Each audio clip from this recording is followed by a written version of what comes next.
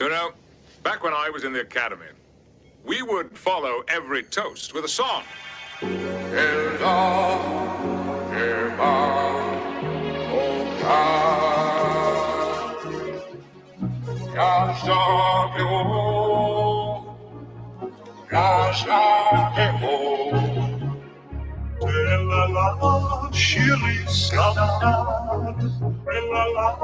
Shiri skala, shiri skala, shirkar, for our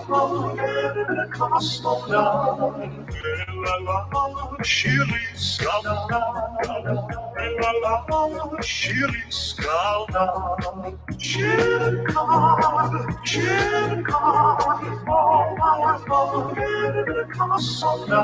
It's better to have loved and lost than never to have loved at all. Come cheer up my nights, come cheer up my nights. It's better to have loved and lost. It's better to have loved and lost. Captain Jean Luc Picard and never to have loved at all. The Federation Starship, come cheer up my nights, come cheer up my nights. It's better to have loved and lost. Captain Jean Luc Picard, 17346732147 Charlie 327897777643 Tango 732 Victor 73117887324767897764376 Lock. When I have plucked the rose, G.O. Grey Hot, longing still for that which longer nurseth the disease. In faith, I do not love thee. Shall I compare thee to a summer's day? When I have plucked the rose, longing still for that which longer nurseth the disease. In faith, I do not love thee. Shall I compare thee to a summer's day? Tis better to have loved and lost than never to have loved at all. Come cheer up my nights, come cheer up my nights. Tis better to have loved and lost.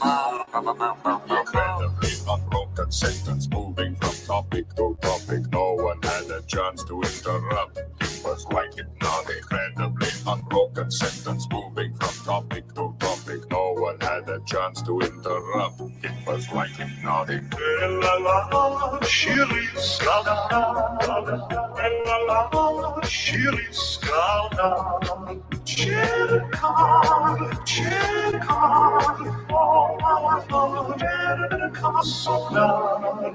That's an interesting twist.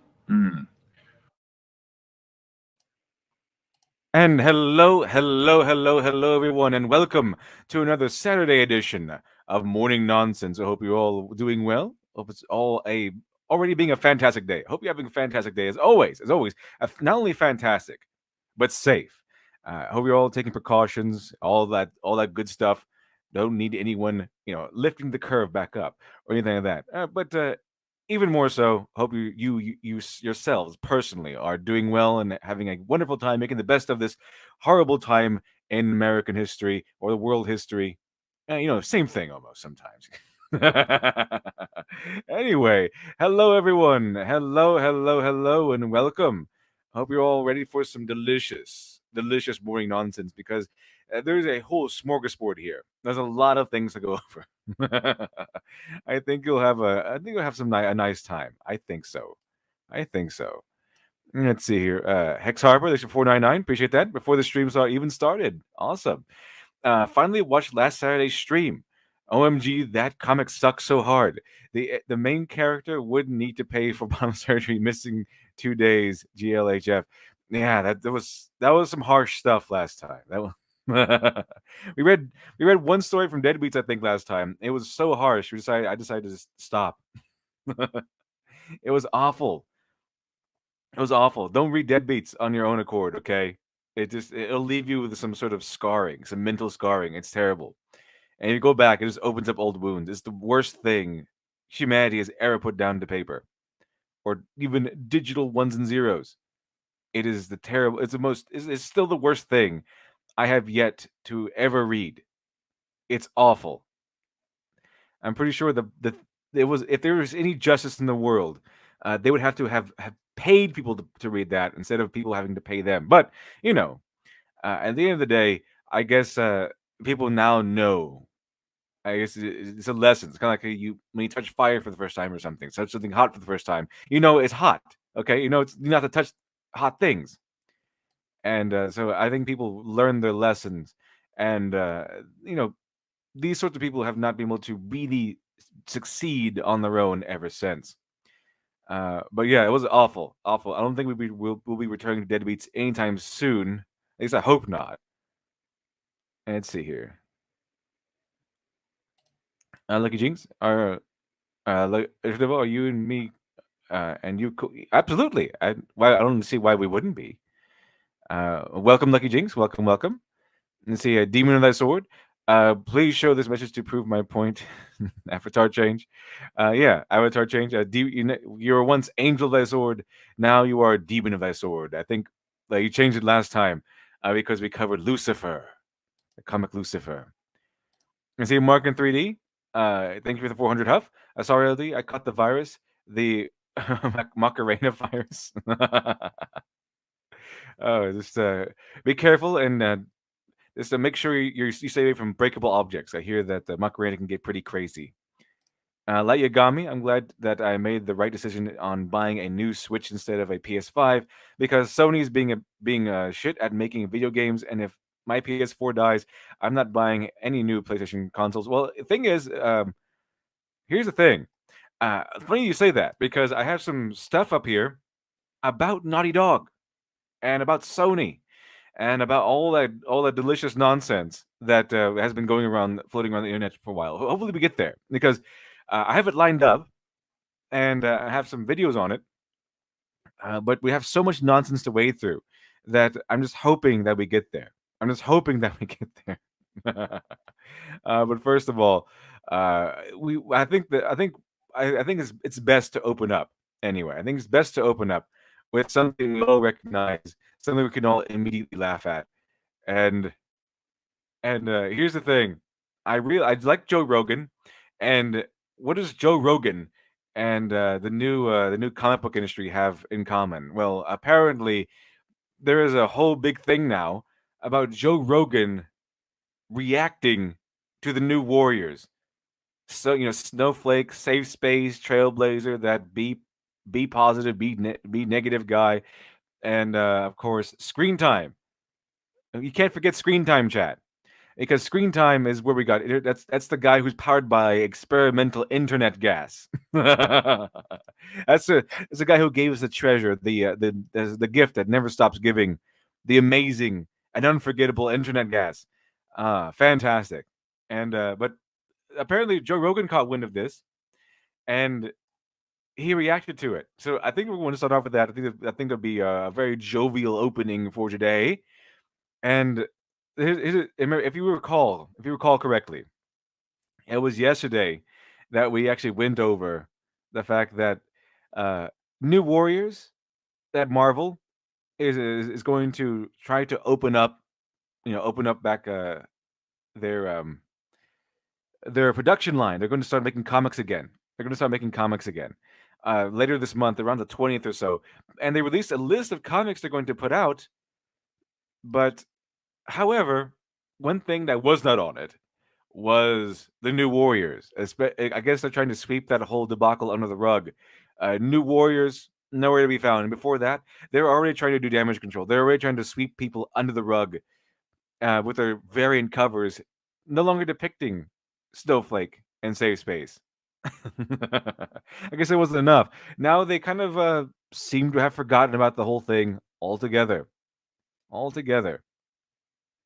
Let's see here. Okay, so let me pull this up. And with me today, I have a guest with me. I'll make sure everything's set up first. And here we go. Oh, there we go. And with me today is Voice in the Radio. Hello. Welcome back. Hello, my avatar is missing. What the hell is happening? Good day, everyone. Sometimes you have to reload it. Sometimes it takes a while for it to load in. All depends on how it goes with StreamYards. It could be a quirky little system. There we go.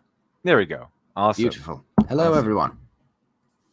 And here we go. Let's see here. So, are you aware of the New Warriors comic in any way?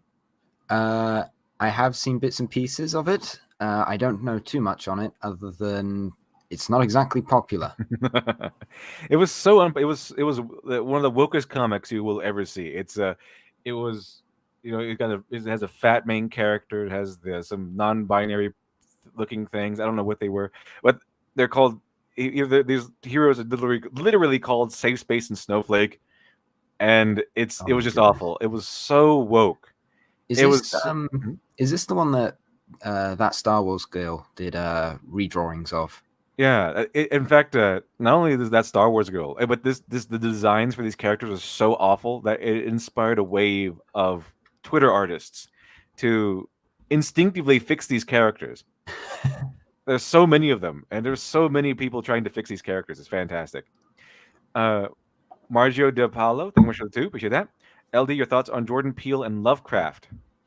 I don't think they should ever go together. Now, I haven't seen any of Jordan Peele's movies. I have, however, heard his comments and all that stuff. Jordan Peele and Lovecraft. I don't. I don't know. I'm not a scholar on Jordan Peele or anything, but I don't think they should go together. I don't think they should go together. What's Jordan Peele going to do with Lovecraft? Let's see here. Anyway. Okay, so yeah, a little rundown on the New Warriors, and just in case you're new, just in case you don't know exactly what's going on, the New Warriors was a comic by Kibble Smith, which is like I don't know, the soyest of boys. Like if you were to call anyone a soy boy, it would be Kibble Smith. He is the archetype. There's a new archetype, the Jungian archetypes, the hero with a 1,000 faces archetypes. There's a mentor. There's the guide. There's a best friend and the sidekick. There's the trickster archetype. The Kibble Smith is a soy boy archetype. He himself, along with Will Wheaton, have forged that into our collective unconsciousness, our subconsciousness. It's there now. It's permanent. It's going to be a soy boy archetype forever now. And thanks to Kibble Smith and Will Wheaton.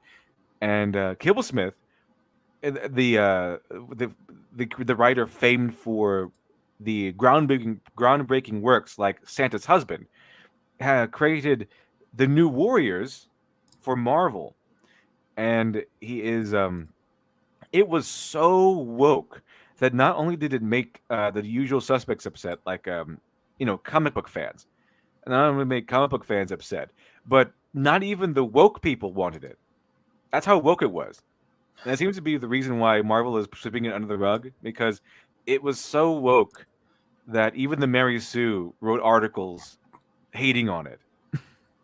What is even the plot or anything behind this? Is it like a Teen Titans kind of thing where they all live in one building and I don't know, fight right wingers for a living? What we do know is that they are a bunch of kids who are too young to apparently canonically be vigilantes, because you can't take the law into your own hands and break the law unless you're a certain age, I guess. Yes. But they can't. That's the whole thing about them, that they're coming from the Warriors. I guess the original Warriors, I believe, had villains like Snowflame, which is a supervillain powered by the power of cocaine, and they were there for. Damn, that's a good idea. Yeah, it's an excellent villain idea. I love that villain idea. This Snowflame is powered by cocaine. It's a perfect villain. And I think the original I never read the original Warriors, but I think the original Warriors, the original New Warriors, in fact, was they were there for to propagate things. Like they was there to continue the warrior line or something. I don't know. I don't know what the original thing was, but it was not this. But this time it's all your safe space, snowflakes, screen time, be positive or be negative. You know what? I'm not sure what it is right now. I forgot what exactly it was, but I'm pretty sure it's something cringy like be positive. Because they're always trying to be positive. So obviously the vampire-looking guy is going to be called Be Positive. It has to. I can't remember exactly. I could be wrong on that one. I can't remember the guy's name exactly, but I think if I know Kibble Smith, it's probably Be Positive. It might be Negative. I don't know. And then Trailblazer, which is some fat Samoan girl who I guess runs really fast. I don't know.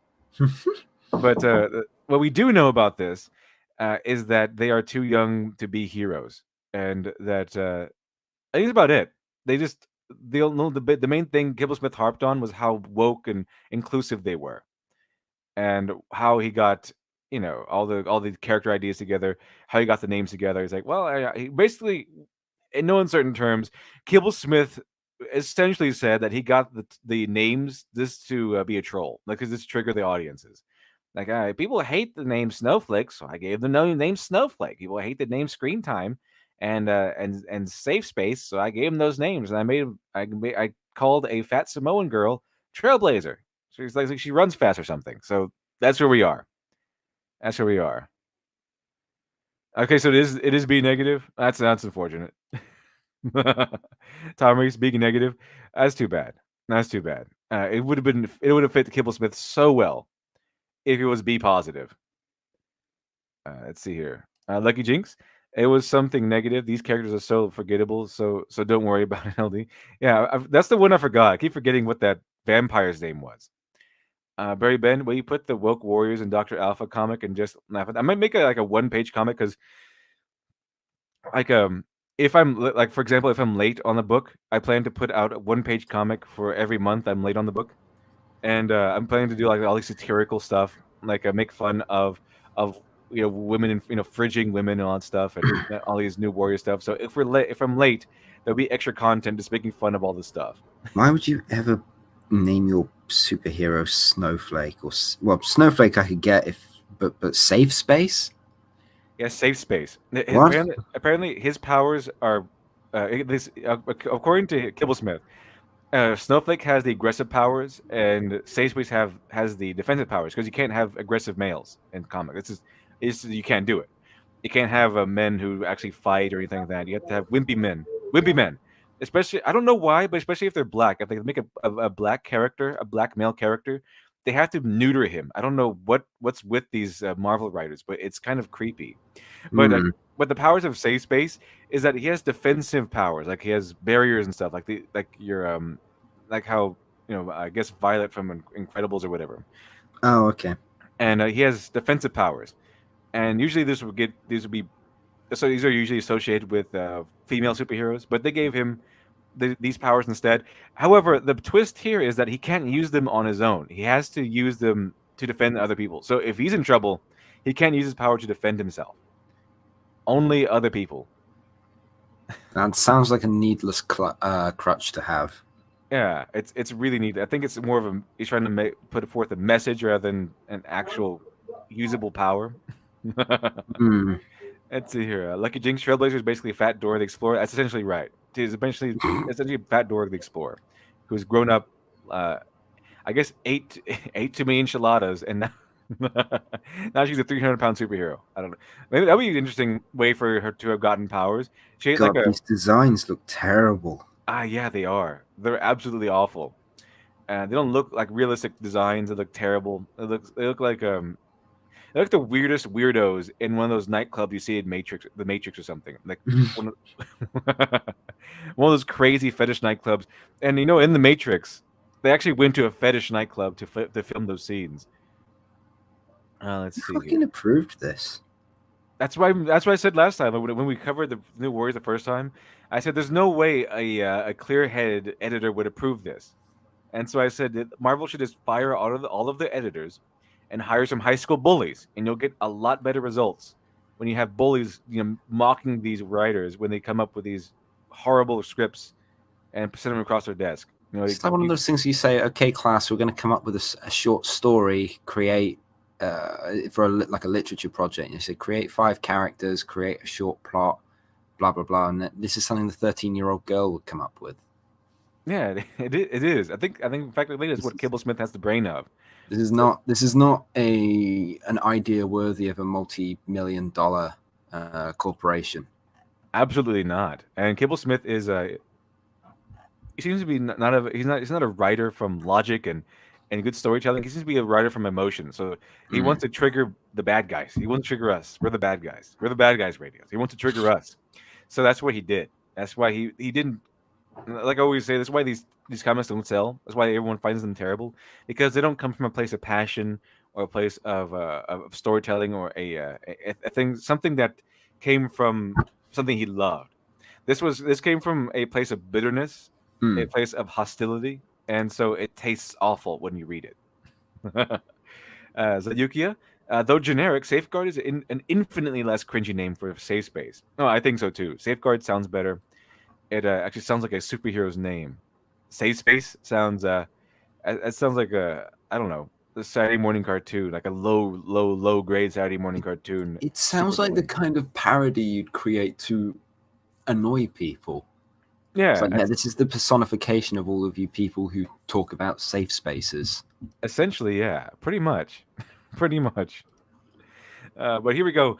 That was a. We're bringing it back up again because while most people have forgotten about it, including Marvel themselves, apparently, Joe Rogan hasn't, and Joe Rogan is based most of the time, I think, and he's one of the scariest people, according to the far left, or the weirdos, the NPCHWs. He is one of their boogeymen because they hate him, but he remains popular, and they can't cancel him. He's like one of those rare instances where he is uncancelable, but he's also very popular and pretty much mainstream, and so he's become their boogeyman, and he says horrible things like, you know, biological men should not be able to compete in women's sports, and dominate all the things, and take home all the medals, like Bender and Futurama, and that they hate him for that. That they wanted to cancel. They wanted to destroy his career for that. Obviously, Damn, what a horrible person using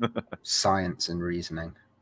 exactly. And all these thinking about all these poor women who work really hard, but cannot really compete with someone who is biologically born male. Cool imagination, which is the five. Appreciate that. We shouldn't perpetuate stereotypes. They're toxic. Proceeds to make the Native American overweight. Yeah, odd how they did that, huh? I guess that you got to have your body positivity in there. You got to have that. Let's see, Drunken Mumble. As your boy Zach says, this is only something that could come up with in pre-COVID world with a take that, you dang incel bigots. Yeah, exactly. Now we have real problems. Now, for the first time in their lives, people like Kibble Smith and all the latte ordering Marvel writers. And I say latte ordering because deciding on what kind of coffee they want to order at Starbucks is pretty much the biggest Too much obstacle. pressure. Yeah, I exactly. can't handle it. A lot of pressure. That's the biggest obstacle they've ever encountered in their lives. They never encountered any real obstacles in their lives. Never had to encounter anything real. So their biggest obstacles obviously has been like, what coffee should I order this morning? That's what they consider real problems, not real problems. Let's see, Demon of the Sword. Okay, so what did we? What we did was make Batman's hero power extreme competency, but he can only use it when he feels like complete shit. Why not just make him act like that voluntarily? And I don't know. Right? Exactly. Why give him a weird limitation like that? It's really strange. How does the power know? It'd be like giving the Flash super speed, but he can't use it when he's in a hurry. Yeah, he can only use it when he can only use it when he's he has plenty of time to spare. Pop to shops. Yeah, he's like, okay. If he's late for an appointment, no, sorry, he's every man. Yeah, just runs out of steam on that one. He has to order a cab like everyone else. But here we go on Bounding into Comics. Joe Rogan reacts to Marvel Comics' New Warriors team that includes Snowflake, Safe Space, and Trailblazer. Joe Rogan reacted to Marvel Comics indefinitely delayed. It's now been relegated to indefinitely delayed New Warriors series from writer Daniel Kibblesmith and artist Lucio Vecchio earlier this month. On his podcast, Rogan had a fellow stand-up comedian Kurt Metzger on as a guest who introduced him to the new. Oh, he's introducing a new guy to the New Warriors. Okay, I think they have a. There we go. Here's Trailblazer. Oh, it jumped up for some reason. All right, we delicately move up so it doesn't jump out of. Here you go. Here's Trailblazer. Oh dear. She looks like a corpse. As that Star Wars girl pointed out, they put like her dark skin. They mash it with cool undertones. So, yeah, I always thought these characters looked kind of weird. Like they didn't look alive. and thanks to that, Star Wars go kind of know why now, because they paired dark skin with cool undertones, which means that they kind of look like they've been dead for a little bit. Like, if you look at her, look, she looks like she's dead. Like, unless they look at this picture, she looks like she's just laying there or something like that. Like, you could imagine her on the ground, lying dead with her eyes open. It looks like she looks like a corpse. It looks creepy. And same thing with Snowflake and Safe Space. Look, they look the same, and of course, Daniel Kibblesmith has to feminize the man. Of course, they put him in pink, and they give him a smaller package than his sister. It's salmon, okay? I don't understand. It's not pink. It's salmon. At least it's not fuchsia. Maybe it is fuchsia. Fuchsia, if you didn't know, is the color. It's the color of NPCs. Color of the NPC SJW movement. So whenever you see fuchsia, be very, very afraid. Be very, very cautious. It's the color of madness, apparently. If Cthulhu were ever to invade Earth, he would be colored fuchsia. The author, the 499, appreciate that. Whoever allowed these freaks to enter Marvel should be burned in the pits of horror for eternity. I fully agree. Fully agree. Just throw him to Lucifer. Let's throw him to Lucifer. Appreciate that. Awesome. Let's see here. So I just want to give you a little rundown of what they look like, and they're just awful. The whole thing was just awful. So awful. Not even the woke people they wanted to cater to accepted it. I think that reason is why it's to quote the indefinite hiatus, indefinitely delayed. So here's the little clip here. Let's check it out. The Joe Rogan Experience. It's the New Warriors. Have you seen the most woke?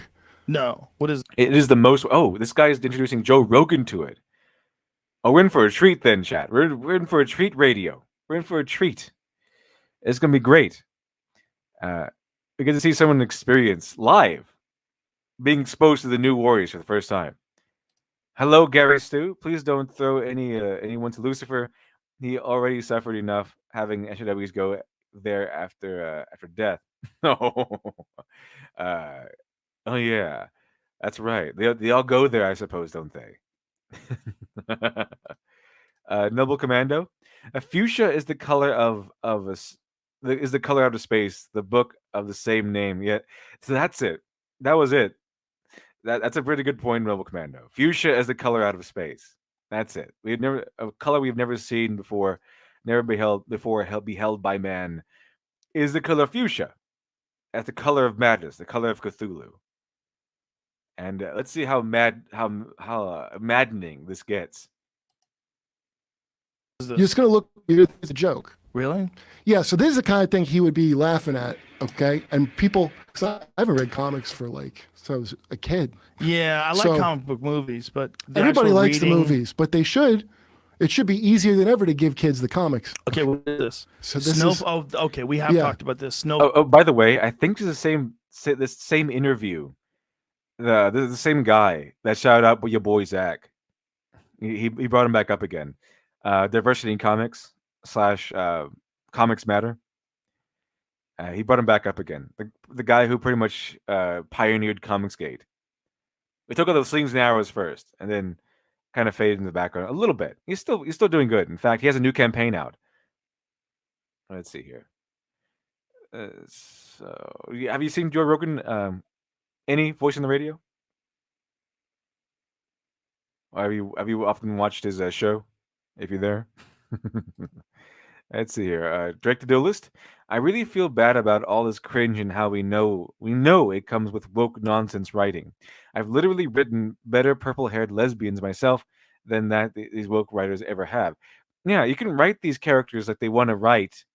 Well, it's that they don't. Usually people write characters who are gay or characters who are, characters who are women. Well, these people write characters who that's it. That's their whole personality. This is the gay character. This is a female character instead of this character is a woman or this character is gay. Anyway, let's check it out. Snowflake and Safe Space. Yeah. So this is like some kind of trolling, but basically they've been doing this in comics for the last. It's like a nerdy. Here's what happened. Comics and like Star Wars and all that shit was like nerdy guys don't get laid stuff at one point, and then it became kind of cool to be a nerd, and then it became a hot property, and so then it got claimed by like the Cthulhu Portland thing. That's what comes of it. This, unironically. Look how unironic. Yeah, that's exactly spot on. Actually, it's exactly spot on. When something becomes cool, quote unquote cool, it's instantly targeted by these weirdos. They want to take it over. They want to latch onto it. They want to devour it and take it over because it's cool now. They weren't there when it was uncool, but now that it is cool, now they're there to reap the rewards. They didn't suffer any of the slings and arrows. They're just there to hit the rewards. Gary Stu, everyone talks about them being the most SJW. Did everyone forget about Crunchyroll's High Guardian Spice, aka production team, 50% male, 50% female, but writers are all female? And I remember High Guardian Spice. I don't remember if it ever came out or not. I remember the huge backlash against it, but I don't remember if it ever came out, or is it yet to be released? I don't know. I remember that. I remember the Thundercats Roar thing. I never knew that came out at all. But someone told me it lasted for one season and they canceled it because everyone hated it. And then they came out with that whole "you all have poop mouths with poop opinions" thing to criticize other people who dared not watch their horrific masterpiece. And let's see here. Okay, let's continue. Ironically, they swapped the gender colors. Well, people are mad and pink. Yeah, people that are fucking. I don't even know whose jurisdiction this is, but people were mad at this. The people they're trying to pander to were like, "I don't dress like this." You better not. It's ridiculous. If you dress like that, even people that don't want to make fun of you will start making fun of you. Well, it just looks like I would give up. I'm like, I can't mock you better than you're doing yourself. Yeah, like what? Okay. I mean, if I was like, hey, why don't you make fun of the stupidest woke comic you could think of? That would be my characters. Bro, bulge is bigger than his bulge too. Have you noticed that? Well, how do you know that's the one? Didn't I just point that out earlier? Her bulge is bigger than his bulge. She has a bigger package than he does. Let's take a look at this. But Winkies are offensive. Apparently. You can't have that because if his was bigger, then that would mean he was more manly or masculine.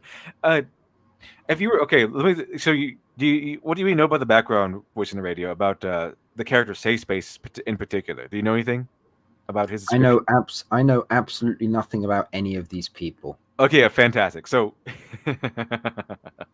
there's a canonical description of Safe Space. Now, what kind of personality? What kind of hobbies or a kind of personality what would you think? What would you give to Safe Space? How would you describe Safe Space looking at him here? Like just judging by his looks and how he stands, his stature, his posture, and everything like that. What kind of description would you give this character? Like would you give him like a nerdish description? That sort of archetype. What would you describe him as?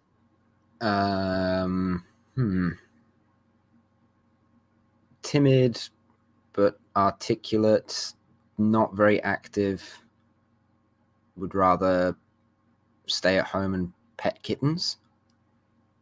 Would you I don't know, see him as a stereotypical jock? No, not at all. You see him as kind of like the opposite of that? Pretty much, yeah. And I don't know if that's just the pink or the way he's standing. I don't know. No. According to Kibblesmith, his writer, Safe Space is your stereotypical jock. That's how he describes the character. Is he now?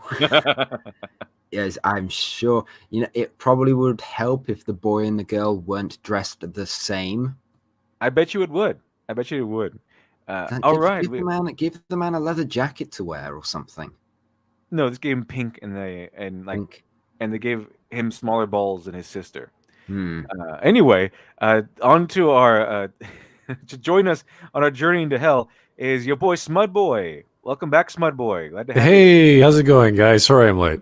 Oh, pretty good. We just got started. Essentially, we're just going over the new Warriors. What the hell are you guys? Oh, come on. Mainly because everyone forgot about the New Warriors, and as we saw yesterday, even Marvel forgot about the New Warriors. They came up with a list of things that they're going to release a list of new comics, and the New Warriors is not on there. And according to this, it's been confirmed more or less that they are being indefinitely delayed, indefinite hiatus, which is why I said and the chat probably remembers that me saying, "Oh, voice in the radio asked who greenlit this stuff," and I said, "Well, the editors did," and I also said that this is the reason why that Marvel should fire their editors, because it is greenlighting whatever comes across their desk. They should fire the editors and just go ahead and hire some high school bullies. They might as well, because the high school bullies will get you some better results. They'll probably dunk Kibble Smith's head in the toilet a few times and say, "Get to work and make something cool, dweeb." Okay, make something acceptable.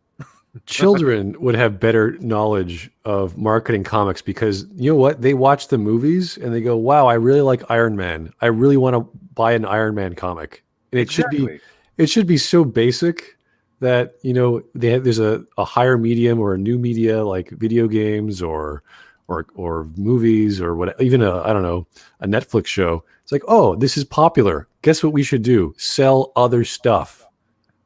T-shirts, mugs.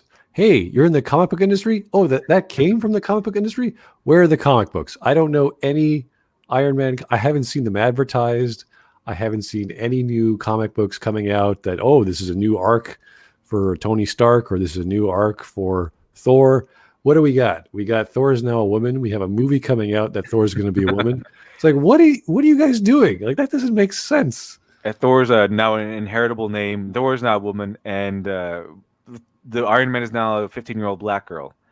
Now that you bring that up, I know I've showed this before, but I think it's worth showing again before we continue, because it has to do with what you just said. Let me see here. Here we go. We saw the other one, which is like concerning like the masculinity and everything like that. But here's another one concerning exactly the point that you just made. These are actors. These are people who could be doing something else, and they're on the big screen actually selling our characters.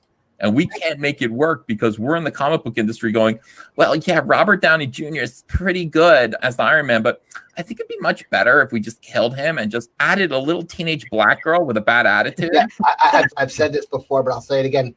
It's creators that did not capitalize on the greatest advertising push for comics in the history of anything.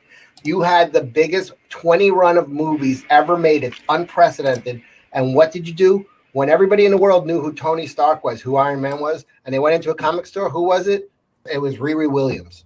When everybody in the world knew who fucking Hawkeye was for the first time in 60 years, it was a household name. Let me go in it. Where's Hawkeye? That's her over there. It's Kate Bishop. You fucking creators that did not capitalize.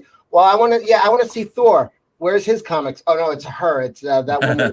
That woman. No, you assholes. You artists. You creators at the fucking mainstream. You destroyed these shops. It was you. It's like there's nobody else to fucking point the finger at. You were given a legacy by your betters, by the Stanleys and Dickos and Kirby's, and your betters gave you a legacy, and the best you could come up with was Riri Williams and Kamala Khan. You fucking destroyed this shit. I mean, yes. Right down the middle.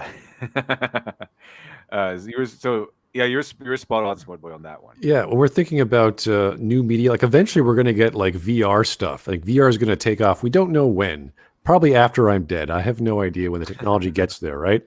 So we're going to have better and better media and formats for it.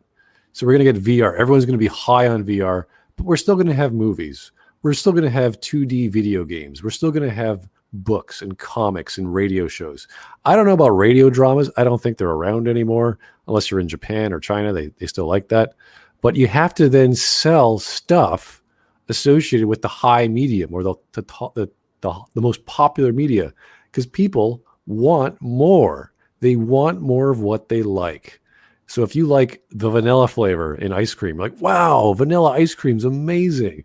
Where else can I get this? Well, you know what? There's a long line of cocktails out there if you're an adult, or non-alcoholic cocktails, or candy vanilla flavors, or I don't know, like a perfume. Like, think about it. There's so many products out there that people love one thing and they want different formats of it. And there's nothing wrong with comic books. There's nothing wrong with radio dramas. There's nothing wrong with all these formats that we've had since we started telling stories and cooking food thousands of years ago. So The fact that there's not a good marketer or not a good businessman out there that realizes, hey, all these work together. We should sell this we should plan this out and have the same message and be consistent. And people are going to go, holy crap, I love Batman. Why is that? And you look at Batman. Why is Batman the most successful comic book character in history? Everything about him is clear. The storytelling is clear. I wouldn't say he's as consistent from his inception, but that's because it got refined. And this is what people like. They like the brooding dark hero. They like how his backstory relates to everyone, about a son losing his family and how he dedicates his life to controlling the pain that he went through so no one else has to go through that, even though he's kind of a dick to the rest of Gotham because he beats people up, but he does it for a good reason, So there's these things about heroes and people we like, and we want to see more of them in as many, many formats as possible. And I really love those stories of those kids who have like leukemia or cancer, and they dress up as Batman because they identify a 4-year-old kid or a 3-year-old kid who's dying essentially, and he just wants to be Batman. Like, what a beautiful thing to see that we can tell a story and we can teach kids to be good and aspire. Who doesn't want to be Batman? Everyone wants to be mega rich and a super playboy and have awesome technology and defeat crime in his spare time, sleep for 1 hour a day. Mysterious backstory, but still does his best to help out like everyone.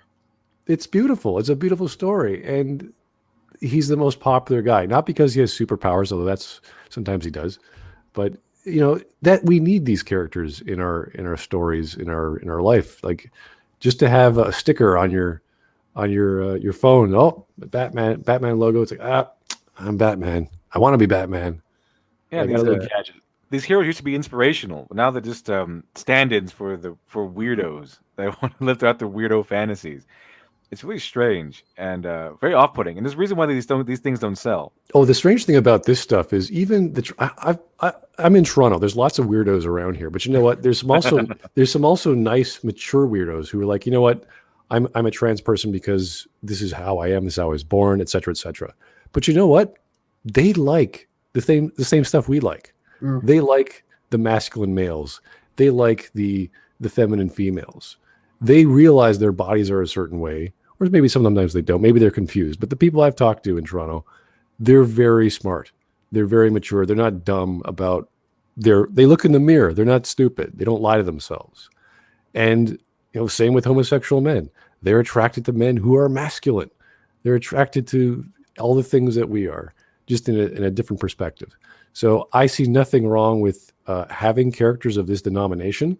But when you have like fuchsia colors and tight pants, and it's kind of superhero-ish, but this is not the point of the superhero. No. This is not the we go to the circus. That's where they got inspired by Superman. He was the circus act, the strong man. Mm-hmm. Well, yes, there's also the bearded lady and all these other freaks. And it's like, yeah, but you don't aspire to be the bearded lady. You don't aspire to be. You go to gawk at her.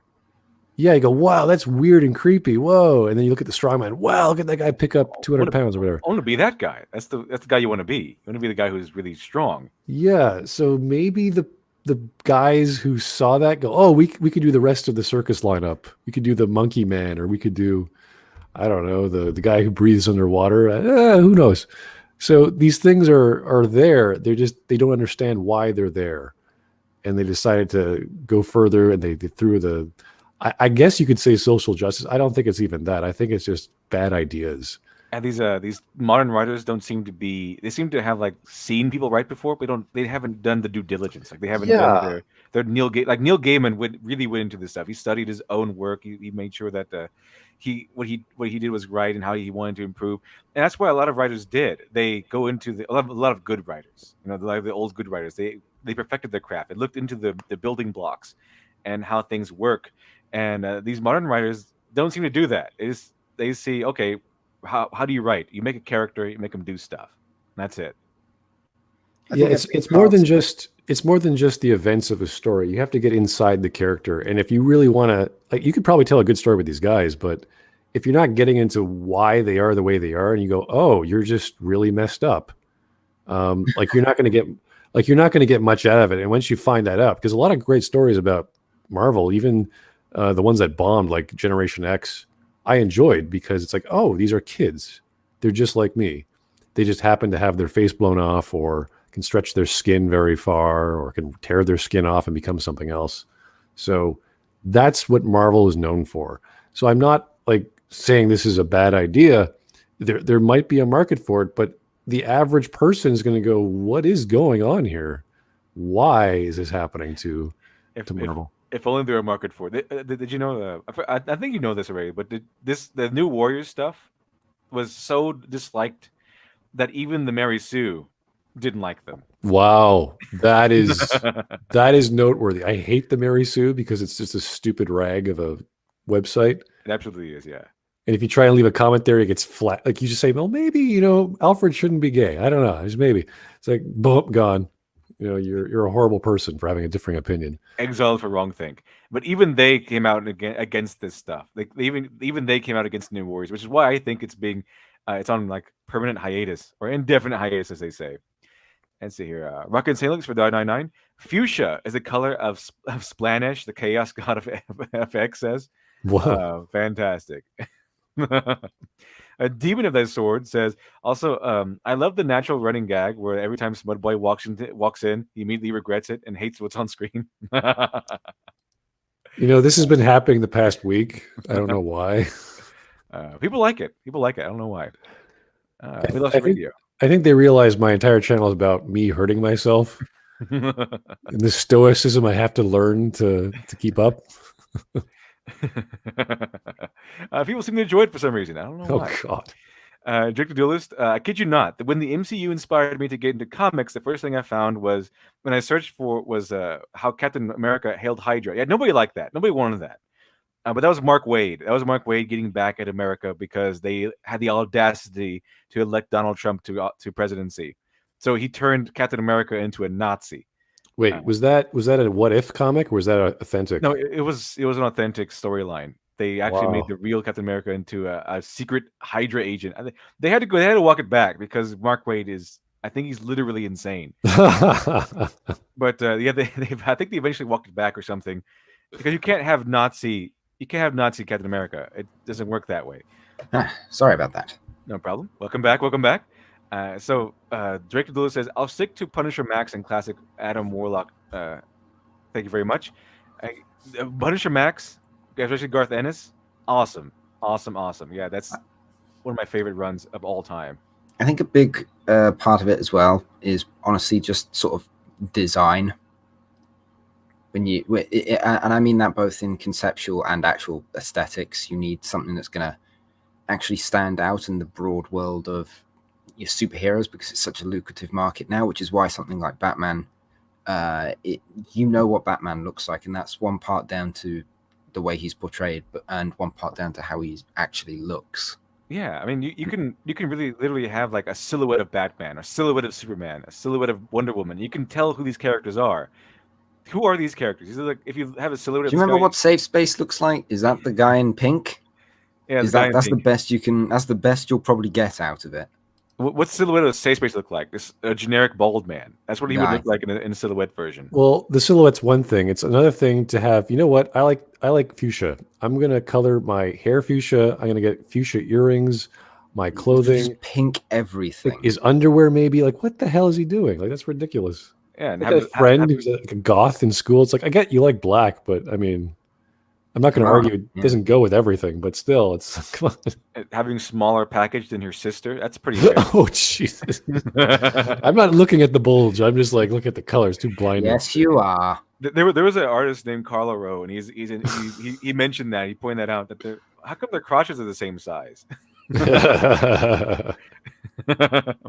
See, Baptist 702. Thank you very much for the 10. Appreciate that. It's because of the Marvel/DC failing in multiple ways that I agree with Fourth Age. The Fourth Age keeps popping up. I guess might have to invite them on or something. The independent creators are the best means to get better products for entertainment and storytelling. # Dr. Alpha. Yeah, thank you very much for that. Appreciate that. After 702. But yeah, you're right. And that especially goes to show you with people like Ron Mars, where he says, my client is not the customer. My client is the publisher. It's because there's been too many walls between fan and writer, that the writer and the artist have grown this gigantic unmanageable ego. And so when you have a writer, they put out a work, and then the fan doesn't know what the writer is. They don't know how the writer does. They don't know how the writer feels about them, because the writer probably hates them personally. And so there's been so many things in between, so many sections of distance between these people, that I can pick up a comic at a store and I can see, I can say Mark Waid or Ron Mars on it, and to me they're just names. They don't mean anything to me. And so you can literally write horrible dribble, and people will probably still buy it because the art looks good, or it has the Marvel name on it, or the DC name on it. And I just buy it, pick it up, and read it, and say it's horrible. And I pick up the next one. Doesn't matter if it's written by the same exact people. I'll still probably buy it, or the average person would. But in the indies, it doesn't work that way. All those layers have been kind of more or less taken away, and so you have the author and the creator just pandering to or not pandering, but trying to relate to and answering to the audience that they're actually trying to sell to. So there's nothing to get in between the customer and the creator. And so you can't have the instances like Ron Mars where he says, my audience is my client is the publisher, not the audience. Because Ron Mars, your audience, your customer is the audience, because they're the ones buying your book. But you can't get that anymore because your ego is so big, so massive, because people just buy your book. You say, oh, you just pump out dribble, and everyone thinks you're a genius, and all the editors say, this is fantastic stuff, Ron Mars, keep doing that. Not so in indies. Not so in the indies. Can't really do that when you're independent. There's no cushion there. Yeah, depending on how you gauge how this is done, you really have to understand the mentality of the editors, because they're the gatekeepers saying what goes and what doesn't. So there has to be either someone above the editor saying, yes, let this go through, or the editor is actually an independent and he's gone through a writing course, he's done a degree in English or what have you, a journalist, whatever, any kind of course really in the arts. And he goes, okay, this is going to work, or this is not going to work. Because anyone who studies journalism these days, they know the social value of things. They know what's hot, what's topical, what's popular. So they would know things like, oh, this is really left-leaning, or this is really appealing to this demographic, and then edit accordingly if that's the point of the piece. Of course, if the point of the piece is not for who they're selling to, they're going to be, this is not going to work. We can't do this. Maybe you can go somewhere else, but we can't actually produce this for you.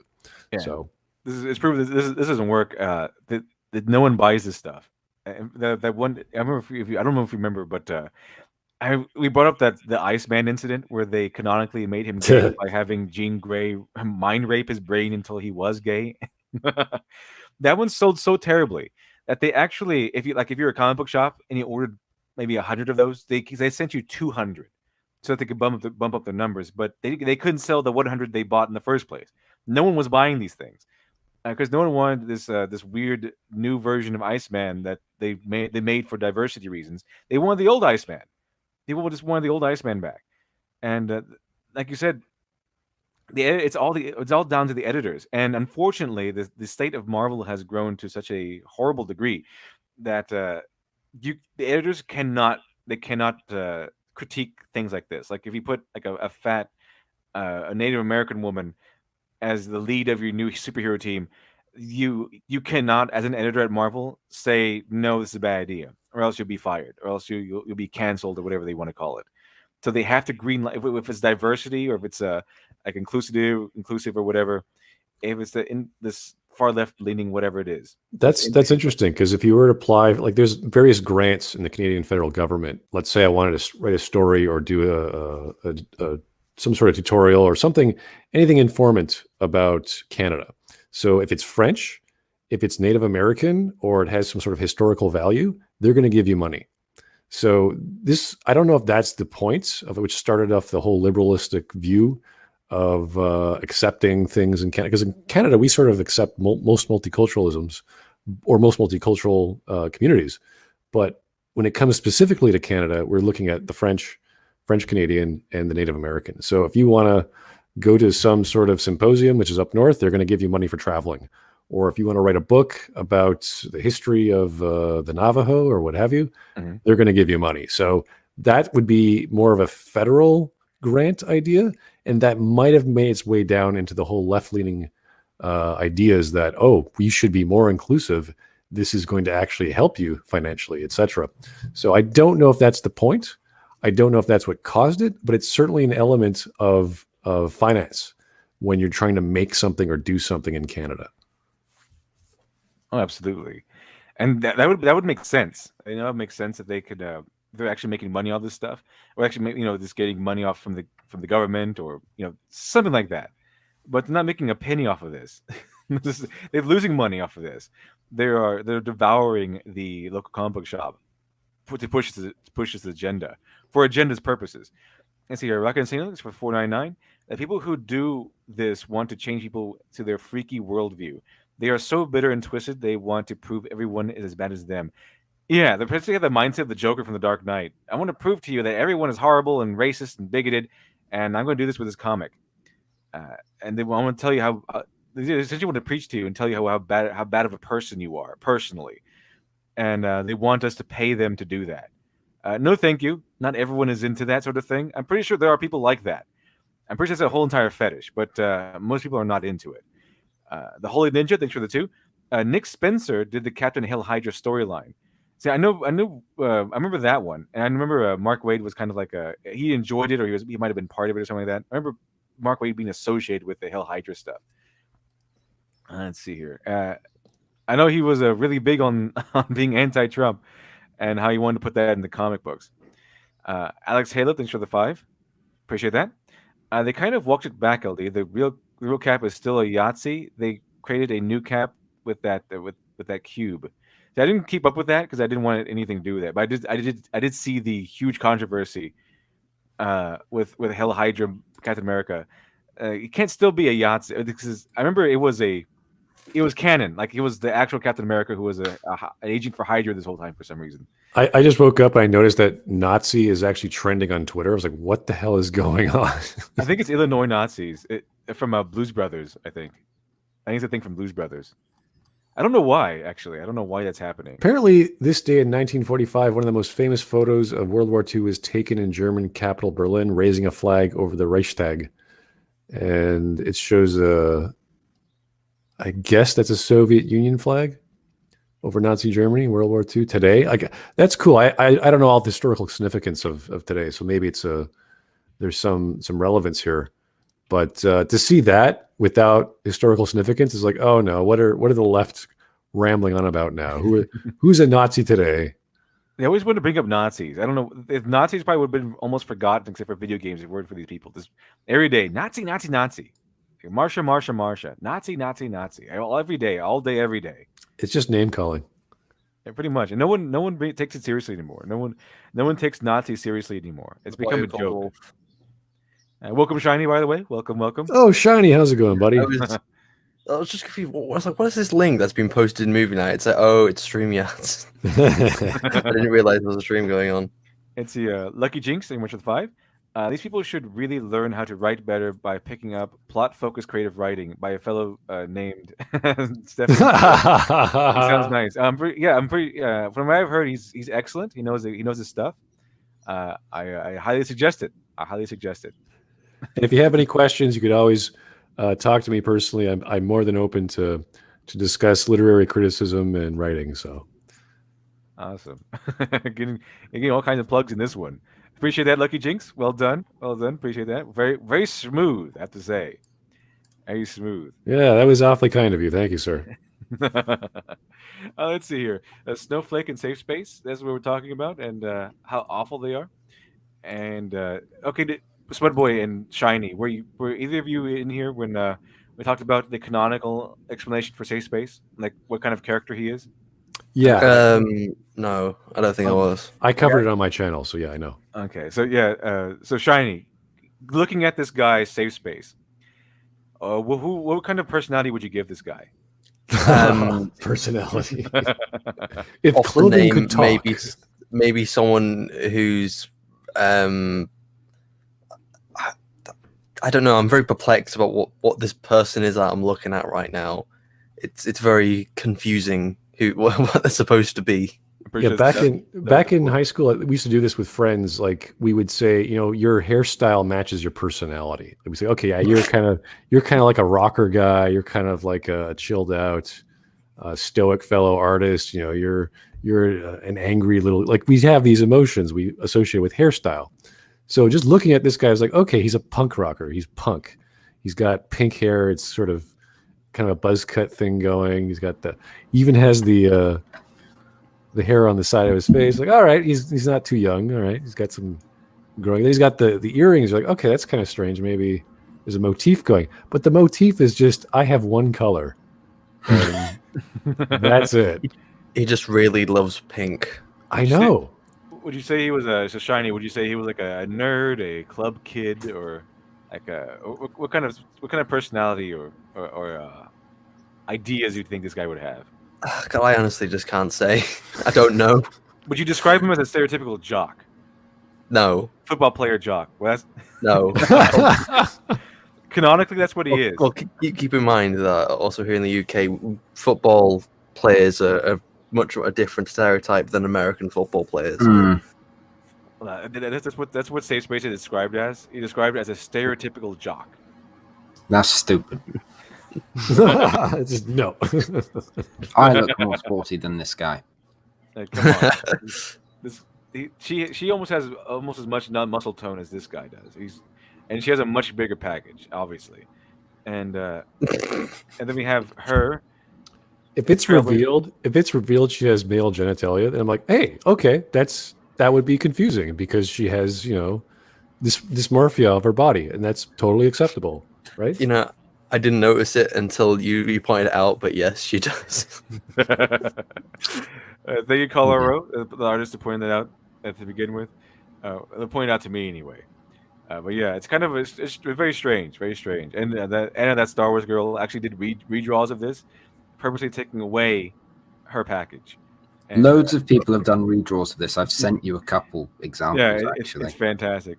These designs are so terrible.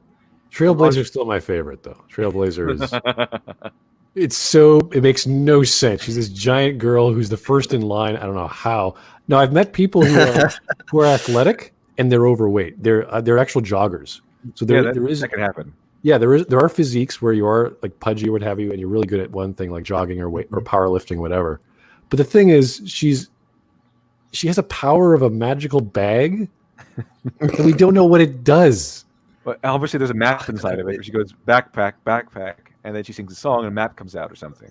Also, there's probably something ironic about the fact that she has Dora 8 boots. But she has like heartbeat signs all over her, which is pretty funny considering how fast her heart is going to be pumping to get blood around that body. I mean, she's so fat. I mean, she has to have that on her constantly. Just in case she has a heart attack, got to make sure. She might go tachycardia in the middle of walking.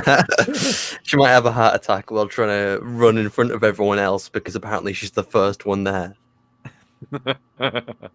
First in line. That's what Trailblazer does. He's always in first in line. And even in the logo or whatever it is, the team running, they show all the team members running towards something, and it's always Trailblazer who's in the. Usually it's like Batman, Superman, at the head of the Justice League. It's Trailblazer at the head of the New Warriors. Honestly, I see Cartman running faster than her. I think so too. She might be a speedster, considering the name. Like her name is Trailblazer, so she might be a speedster, like the Flash. Oh, that would be hilarious. It would be. To animate that, I'd love to see an animated large woman run really quickly. Like the walking animation or this running animation would be great. I'll wait for the movie adaptation. It's there's a reason. Like there's a reason why. No one liked this stuff. There's a reason why no one wanted this. Not even the Mary Sue wanted this. When it comes to the movie adaptation, it's just going to be like there's going to be so many outtakes of whoever's playing this character just being out of breath constantly. That would be a really powerful attack, though. If you're that mass and you're running that quickly and you just slam into something like that. What you do is you roll yourself like a bowling ball. Well, she's not like Sonic, but I mean, maybe Maybe that's how she's always there first. She just kind of lays down and rolls and just builds up speed. And that's how she's first there. She's just got a moped. I think those little white dots are kind of like a paddle, so that if your heart stops, it just instantly comes back to life. There's a defibrillator in her backpack. Oh no! That's where she keeps it. The backpack will defibrillate her if she stops. So the backpack perhaps has the heart monitor stuff on it. So the backpack knows when she dies, so it can shock her back to life. There's the Baptist 702. Thank you much for the 5. Appreciate that. The problem with HWs is not the name calling only; it's their worldview. Their beliefs and teachings are destructive, and it shows in the writing. They are destructive, and they know that they're destructive. That's the thing. They know it, and they laugh about it. They laugh in your face, and as you cry over the fact that they're destroying all of the heroes that you once looked up to, and it's they know it. So it's not like hyperbole or conjecture. They outright said that on multiple occasions. That they're there to divide the fandoms. They're there to make people angry. They're there to destroy the old, forget the past, kill it if you have to. They tell us that that's what they're there to do. Destroy especially when it comes to Star Trek, where one of the writers ended up coming out and said, "Oh, I wanted to upset people."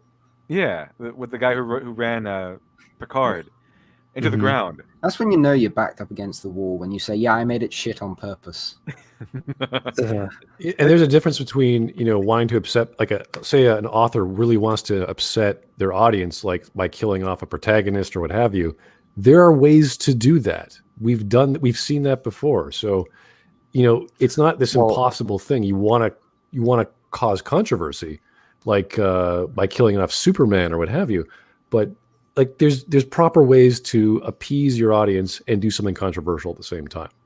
And these guys don't even know what they want to do properly, and they do it anyway. And you're like, why are you doing this? So also, surely the main point of entertainment is to, entertain. So why go out your way to upset people who have been a part of fandom for like so long? Like, what's the point? Why? Why would you do that? Because the old fans are all sexist bigots. This is pretty much what they say. That all the old fans are sexist bigots, toxic fans, and they want a new generation. They want new fans to come in who will meet their new standards. They basically curate their fan bases and ask the question: are you good enough to be our audience members? Are you good enough to be purchasers of our products?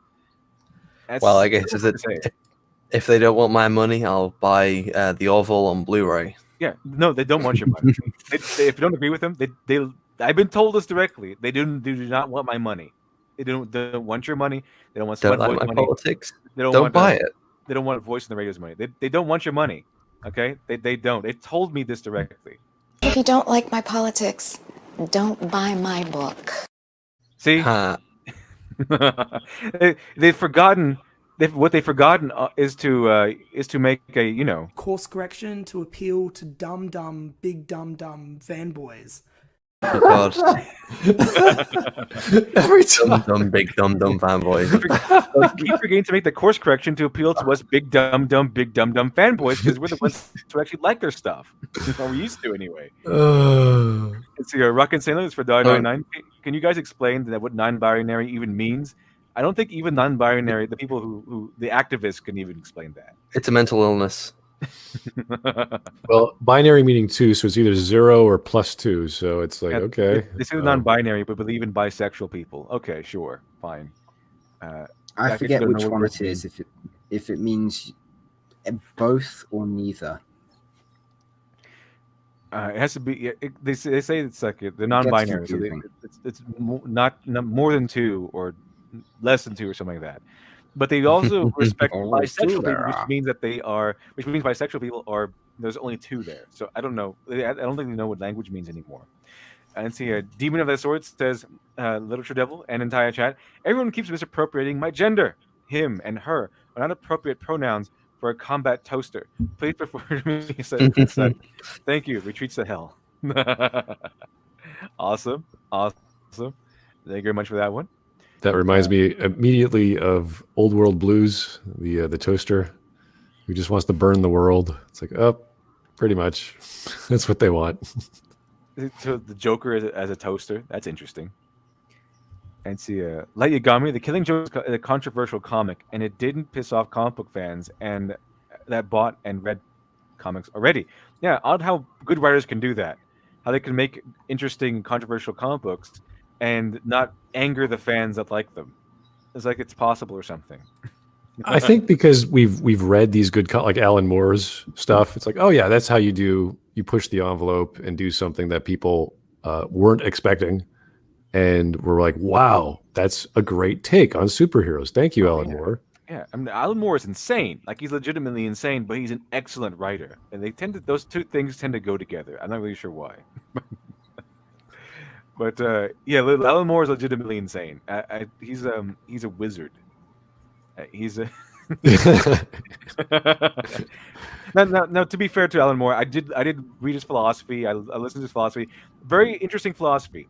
Basically, his magic comes from writing and how spells are literal words, and basically his magic of manipulation is putting together a string of words that will convince you to do something. So basically, it's the art of negotiation. It feeds into that, but but he believes it's literal magic. So I don't know. It's very interesting. I would suggest that people look up. I have a question. Okay, sure. Could he use a specific set of words to make someone eat Marmite? Yes. Yes. I think that Alan Moore can sell you Marmite, and you'll be happy that you bought it. Alan Moore can make a comic about Marmite. It'll be your favorite comic ever. That must be very powerful. That's the power of Alan Moore. It is very. But he'll powerful. hate you. He'll hate you if you're a white male or something like that. And yeah, he says like superheroes are like, I don't know, white supremacy or something. I don't know. He's crazy. He's legitimately crazy. Krill Imagination, thank you very much for the 5.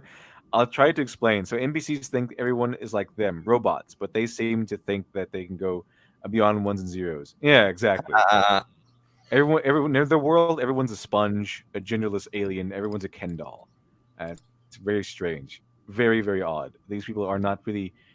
That's why they say they don't human very well, because they don't really know how humanity is. They've been too spoiled usually, because there's no coincidence. I don't think that all these people who say that that they're SJWs and NPCs or whatever, that they all come from very, very, very privileged backgrounds. Like they're all like trust fund kids and stuff, and they're all college kids. So I don't think it's a coincidence that these same people who are touting all this nonsense are the same people who have been spoiled their entire lives. Adam Post, Liddy D, what's happening? Hello, Adam Post. Hello. Liddy D. Nice job on that geek chorus song, Adam Post. Well done. Let's see. Literature Devil. So, just out of curiosity, what time are we doing the movie night thing again? Since you said you weren't able to do the original time we set. No, I can. It's just that I can do it later now if you want to. All right. Well, I think doing it at the same time will probably be fine enough. Yeah, that'll work. You're just throwing in that advertisement there, aren't you, Shiny? Well, it's not exactly. I'm not throwing it in. By the way, Literature Devil, when are you coming to the thing that I'm hosting? Well, look, it's not going to be a proper video. It's going to be a discussion video. Yeah, I know. It's not advertisement. Though, if you guys are interested, my channel should be Literature Devil. Put my channel in the description. Do it. Speaking of advertisements, here's my ad for Dollar Shave Club. Whether this stream brought to you by Raid Shadow Legends, the most ambitious game of the year. No. Download it now and enter the code VOICE to get yourself a free champion and $6,000. Marmite. Kendo Legend. And a jar of Marmite. $1,000 of Marmite. Are you British? Do you have bad taste? Buy some Marmite. It's great for you. Buy some Marmite. I first went to Australia when I was a little younger. I stayed at a hotel, and they were like, "What would you like for room service?" I was like, "Do you have Marmite?" It's like, "No, but we can give you Vegemite." I was like, "No, that will not do." Had them search the entire stock cupboard for a jar of Marmite. Let's see. Okay. Let's check out to see, because the whole thing is about Joe Rogan being exposed to this new warrior trend after all this time. And so this other guy is just, he's explaining it to him. He's like, and Joe Rogan is saying, "That's insane. There's no way. There's no way this is a legitimate comic. He just can't believe that this was an actual thing going on. He thinks it's a troll. He thinks it's a joke that someone pulled." It's like a Rick and Morty episode where they create a sketch of a comic book that is purely run by people who are wet noodles. Yeah, exactly. It's like these one are of heroes, only they can't be aggressive or masculine or feminine because that will offend someone. So here they go. Here is blank and blank too. Here's this generic, bland, gray person 1 and generic, bland, gray person. Gray blobs. Yeah, Gray Blob 1 and Gray Blob 2. There you go. You happy now? You happy now, social justice warriors? He can't believe this. This new Warrior comic is like one of those comics you would see from like Rick and Morty, where you see that a parallel universe TV, where everyone's insane. So let's see what he has to say. I think it may be interesting. I'll go ahead and full screen it here. Make sure the audio is sharing. Here we go. Well, I'm assuming the 'Cause it's one blue? that's in the blue with the hips like a woman is the woman, and the one that's built like a man, I'm assuming that's a man. It's a But trick question. she's got a Neither of bigger them dick. are a woman. It is a trick question. That's a The answer shiny is head. you're a piece of shit. You fucking pig. You standard ass fuck. Yeah. Well, Oh wait, then here's B negative isn't as funny as. Oh wait, where's the girl with the backpack? That's the other one. Oh holy screen shit! time. He's wearing goggles over his eyes. Yeah, by the way, Screen Time is where we got internet gas from, because Screen Time is a character who is powered by experimental internet gas, obviously. Yeah, they couldn't make the most simplest techno boy style superhero. They had to like make it retarded. Internet gas. Yeah, and they say in the trailer, like, we know what internet gas is. Like, oh, he's not being powered by internet gas. You know, that typical internet gas stuff that you run your internet's on.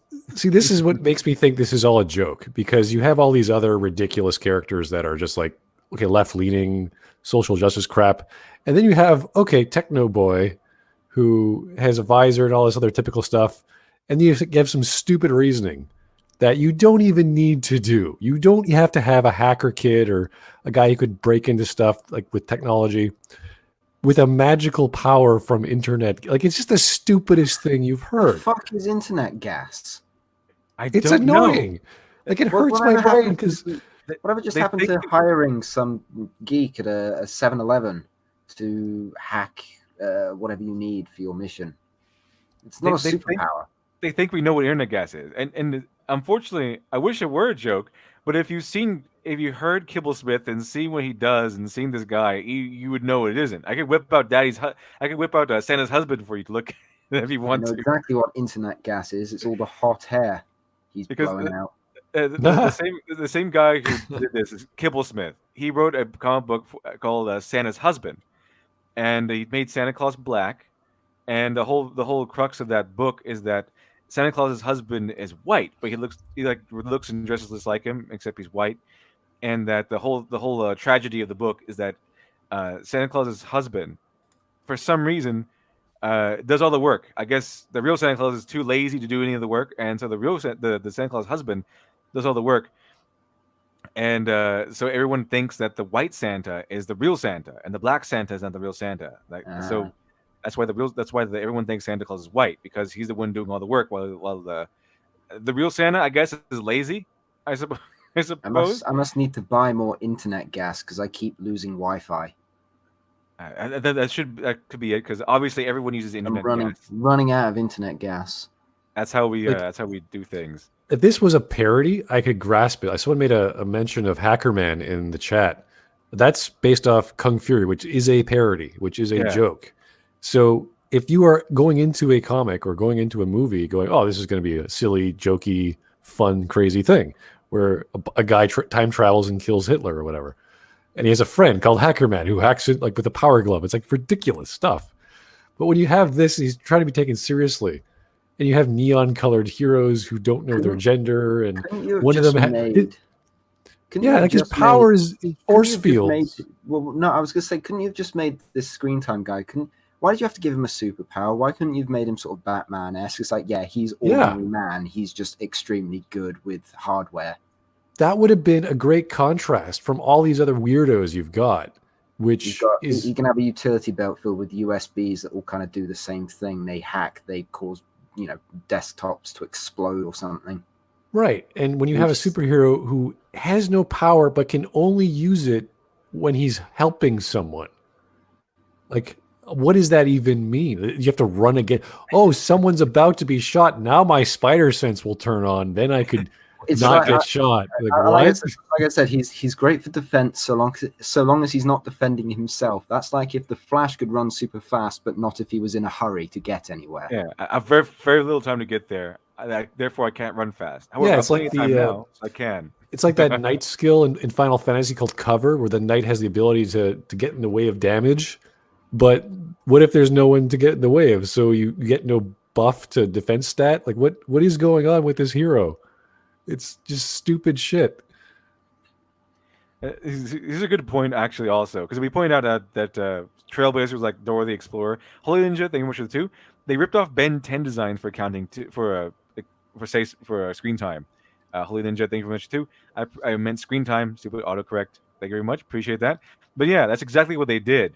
So they ripped off Dora the Explorer. They're like doing the J.J. Abrams thing. They can't even think up new original characters for their designs. They ripped off Dora the Explorer and they ripped off Ben 10 for screen time, and they ripped off like a Man Bat from Batman, but it's made him like a more Man Bat. They took the man from him, and this name like what non-binary bat. Just some Castlevania reject. And with a B, his name is B negative. Oh, that is directly from League of Legends. Like, it's a joke lifted from League of Legends. Oh, making a vampire character. Okay, great, done. Like, that's it. That's all they did. So even that one they ripped off. I think the only ones they've actually, as far as I've seen, were somewhat quote unquote original are Safe Space and Snowflake. That's because they wanted to troll us with those names. And see, Alex Halo, that's from thank you very much for the 5. Appreciate that. We all know Santa's husband is Emiya Shiro, and Santa is female King Arthur, and have to fight to get to your present. I'm pretty sure it's a Fate's Day thing. Probably. Although there was that rumor they're making a new King Arthur, and they're basing it off the Lady of the Lake, and she's going to be the person who's wielding Excalibur, and Arthur is just some sort of mercenary person, I think. No, you will die. It's awful. It's terrible. Why would they do that? Yeah, it's from Netflix, so whatever Arthurian legend they're warping. It's like I don't mind it when they take ideas and sort of twist them. It's just that I don't think this is going to work too well. You're using the wrong. Yeah, and if King Arthur was a female, again, I don't really care. That's the same thing with Fate's Day Night. It doesn't make a difference. It's when you twist the heroes, and why is the hero not a hero? He's just sort of secondary character. Why is the Lady of the Lake a non-character suddenly a character? Like, why would you tell that story? That's ridiculous. It's the same mindset of going to buy Iron Man, but you pick it up and it's Riri Williams.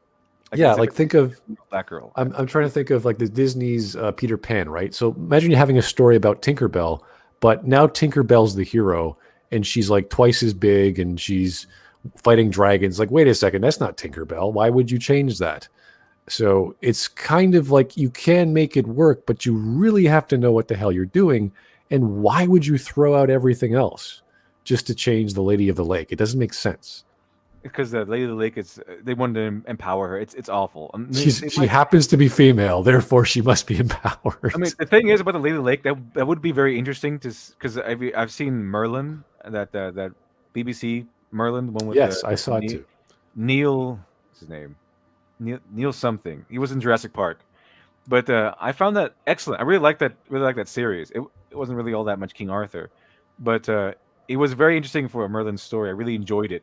And they went into the ideas of the Lady of the Lake and Queen Mab, and really built into like Morgan Le Fay and all those characters. Yep.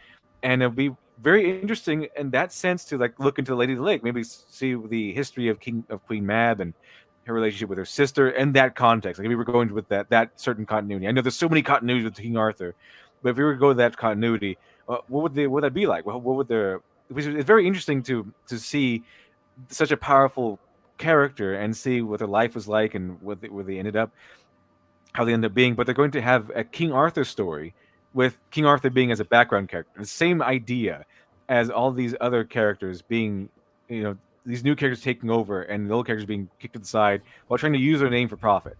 Like Rey taking over where Luke Skywalker should have been the hero. And yeah, it reminds me of just in comparison, the series called Elementary, where they take the Sherlock Holmes mythos, and there was a big stink about it because Lucy Liu was going to be Watson. And everyone like downvoted that trailer. Was like, oh, this is going to be stupid. They actually watched the show.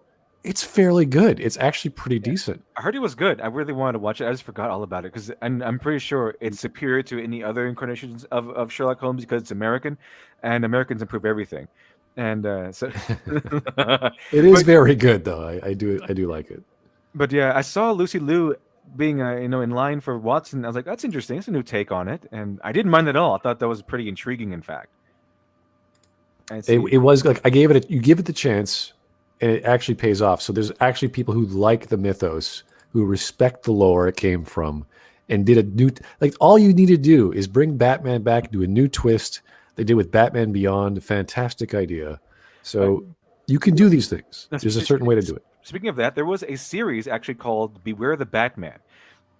And actually turned the usual Batman mythos on its head. There's no Joker, there's no Poison Ivy, there's none of those usual Batman villains. And there's no Robin. What they did was they took Katana and they changed things up and made Katana the new Robin. So Katana is like his sidekick now. Alfred is like MI6. I think he was MI6, and Katana was like one of the agents he worked with, and she was put in charge of being like Bruce's bodyguard until she found out he was Batman. Kind of like a little joke they play on her, whatever. But and during the course of the Beware the Batman, I really wish they would continue this because I really liked it because it got canceled after one season. But they replaced Catwoman with a character called Magpie, and she's far more tragic because she's literally insane. She's a cat burglar who's insane, and they added in Man-Bat. He was in there, but they had all of these interesting characters that were usually villains. But Batman teamed up with, like, they became his allies because they're like misunderstood or they were mind controlled or something like that. And they kind of turned the entire mythos on its head and went back to the League of Assassins as the main bad guys instead.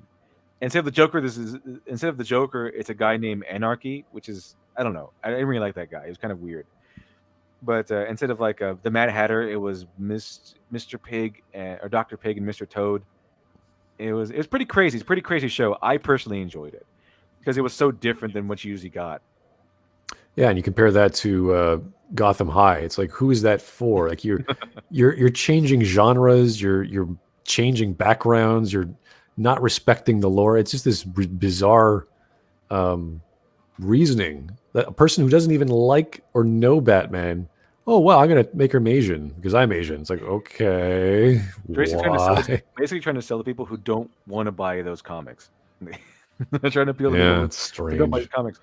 I see, because they're trying to appeal to little girls, and the numbers show, and studies have shown that little girls aren't usually going to, or teenage girls or high school girls, they're not usually going to buy comics. Here's a great idea. If you want to appeal to the Chinese demographic, have Batman in Hong Kong, have Batman in Shanghai, and tell that story exactly the same idea. He's a rich whatever, and he's going to fight all the problems of the government. You mean like Batman of Shanghai? Have you seen that one? If it's actually there, then great. Keep doing it because I think there's it was a cartoon short actually. We've seen it before. Oh, that one. Okay, that was all action. I'm talking like actually do a comic with Batman in Hong Kong, fighting all the government problems, all the whatever. I don't think there's crime in Hong Kong too much, but that would work. You could totally tell the story of Bruce Wayne, born and raised in Hong Kong, to wealthy real estate family. Bruce Wayne. Bruce Wong. Cool. Yeah. Bruce Wong. Bruce Wong. That's what they're calling him in Gotham High, Bruce Wayne. Brilliant. See the author thing from the two. It's not Man-Bat, it's Slagbat. Yeah, pretty much. In this new one, this B negative. That's pretty much what he is. Slagbat. Let's see here. Thunderfeet, thanks for the pound 99. Don't judge. I kind of like these characters. Not judging, but I do not. I do not. I don't think they're a very good idea. The author, and judging by Kibblesmith, I've read Santa's Husband, and however, Santa's Husband has some good ideas in it. It was not written very well. Like, the structure was not written very well. It's very, very, very bitter and passive aggressive. Like it seems like it was written by some guy who was bullied his entire life and wanted to complain about it in his writing.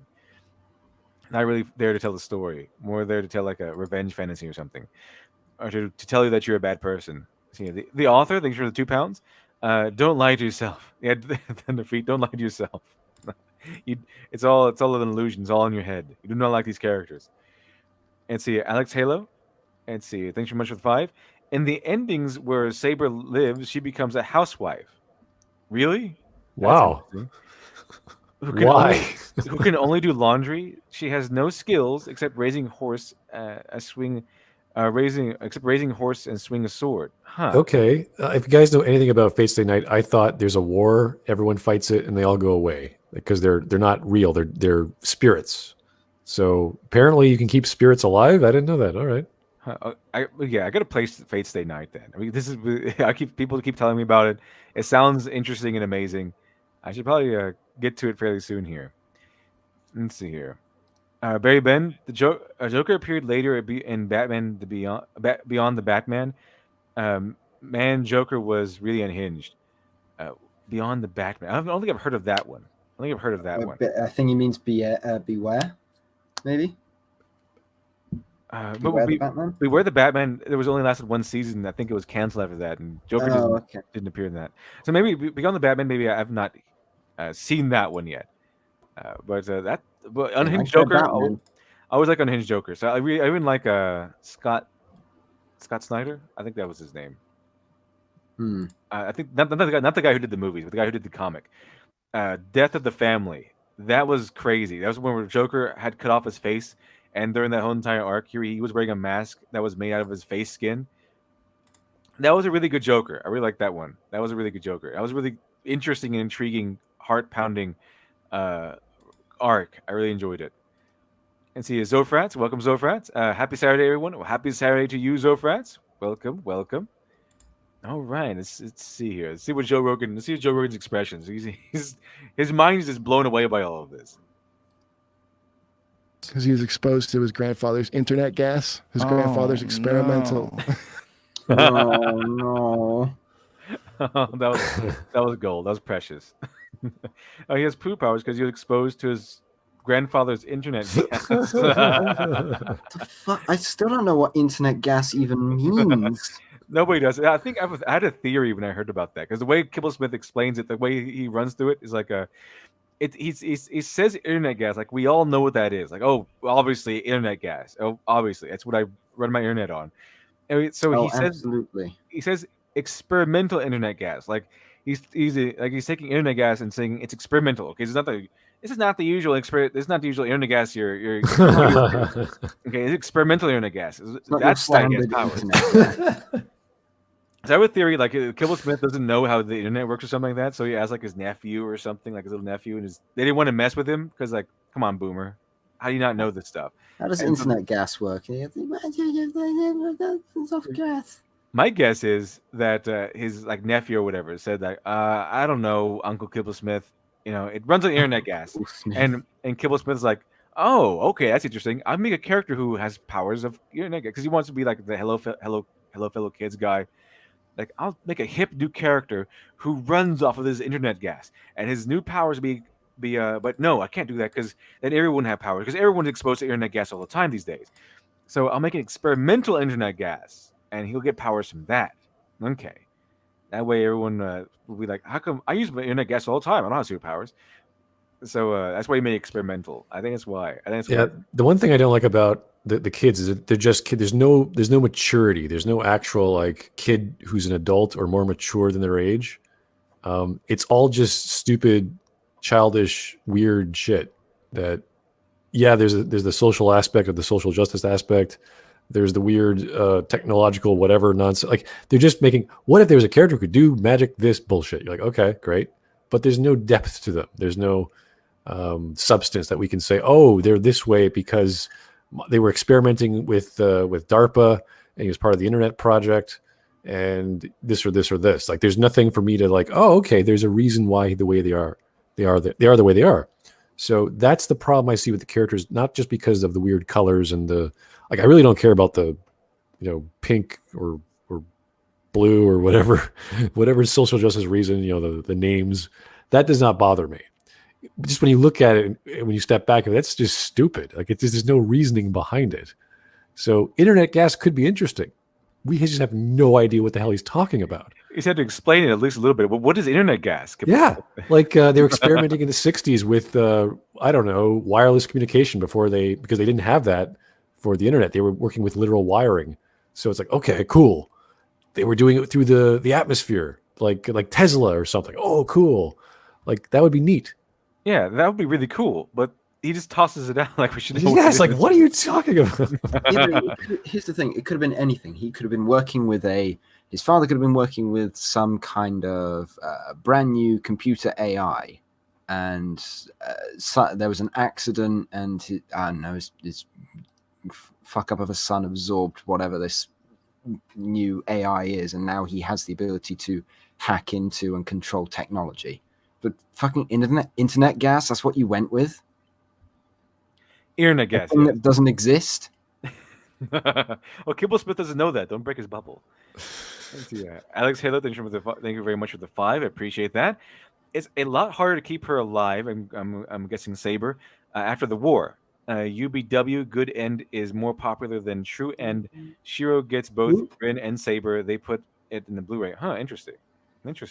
Okay, so I guess there's one ending that's more popular because it ends up with Saber still alive. I guess Saber is Saber like the main character of that series or something? She's probably the main draw of she's the most iconic character, I would say, out of all of it. So people she's beautiful, she's King Arthur, she wields Excalibur, she's the strongest, she's apparently the strongest of the servants. So there's lots of reasons to like her. She's very noble, she's very kind, etc., etc. So everyone wants the happy ending where everyone's much better off. I think that would be Unlimited Blade Works. I don't know. There's 3 endings. I don't know them all, but that would probably be like everyone's going for. But the current one, which is going into video production or movie, is what the hell is it called? It's the Sakura route, essentially, where you drop your ideals and you follow your friend who you've been eating breakfast with since you've been in high school, and she has a really, really dark past. So you abandon all your heroic impulses just to save this girl, which is cool. I think that's a much cooler story. That's pretty interesting. I need to play this game. Play this game eventually. Let's see. Heaven's Feel. Thank you, Killer Dude. There it is. Okay. The Japanese have stupid names. Honestly, they have no idea what they're talking about. They use English. It's like Unlimited Blade Works. Like what? What does that mean? Like you couldn't always tell a title that was originally Japanese. The time I was reading Carnage the Slime. That's not something I'm English. The titles in manga are so funny. It's like the first manga they write, and then the rest of the story has nothing to do with it. They're their own little they're charming in its own way. It's like these titles are charming in their own way. I like them. Like the Saga of Tanya the Evil. I think that was like repurposed or something, and probably. It's really good stuff. Really good stuff. I enjoyed it. Let's see. But yeah, he just because Joe Rogan just learned about internet gas. It's like no. It's really gloss over it. She's fucking hot. That's the old Warriors. Oh, those the old ones? Yeah, oh, that's back in Firestar. the good days. Shit. Where's the girl with the backpack? All right, Come on, so this go girl, back up to the top. This Listen, is boring. this is the main. No, that's not a superhero. What do you think her power is? Her power is eating cake. Go back a little bit. Shit. Where's the girl with the backpack? All right, Come on, so this go girl. back up to the top. This is Listen, boring. this is the main. No, that's not a superhero. What do you think her power is? Her power is eating cake. Yeah, her power is eating cake. Beautiful. Well done, Joe Rogan. What do you think her power is? Oh, obviously, her power is eating cake. I mean, look at her.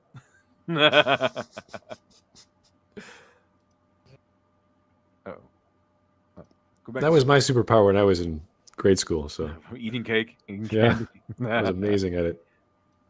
No, What? It's a magical backpack that has unlimited snacks. No, I'm making that up. She just has a magical backpack. That's her power. A backpack that has unlimited snacks. They can just shock her back to life when her heart stops. See, now I'm thinking of James Bond in Casino Royale. There's a defibrillator in his car. That's his gadget. Oh yeah, that's right. He did have a defibrillator in his car. That was an interesting movie.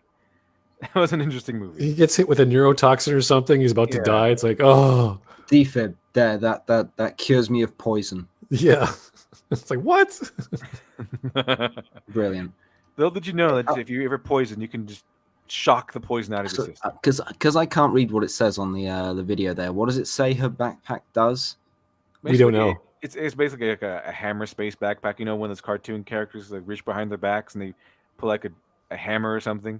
There's no explanation actually. It's like, so is it like the Deadpool whatever it is, fanny pack? That's the guess, but that's what I assume it is. Don't know. Yeah. So what's her name again? Trailblazer. How does that relate to her name? We have no idea.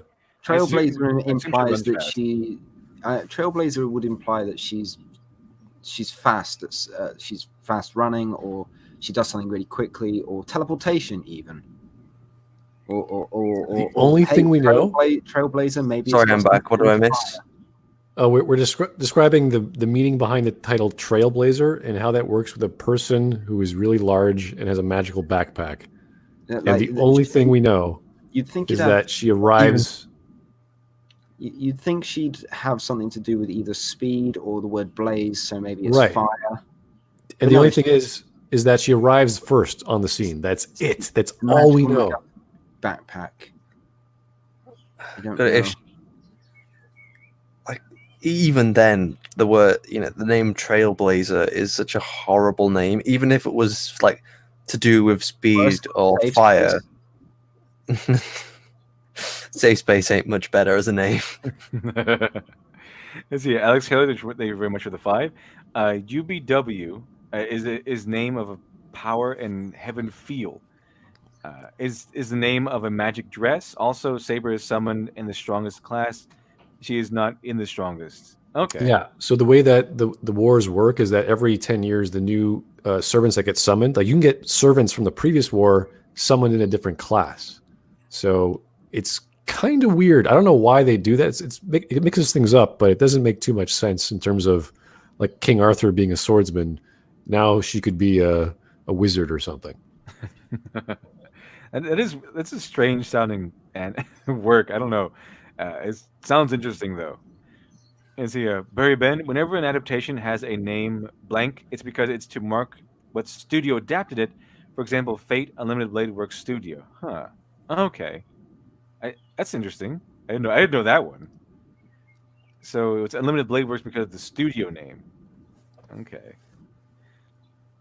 Nathan Brake, thank you much for the 5. Appreciate that. Trailblazer backpack should be like the Crisis nanosuit, keep her alive.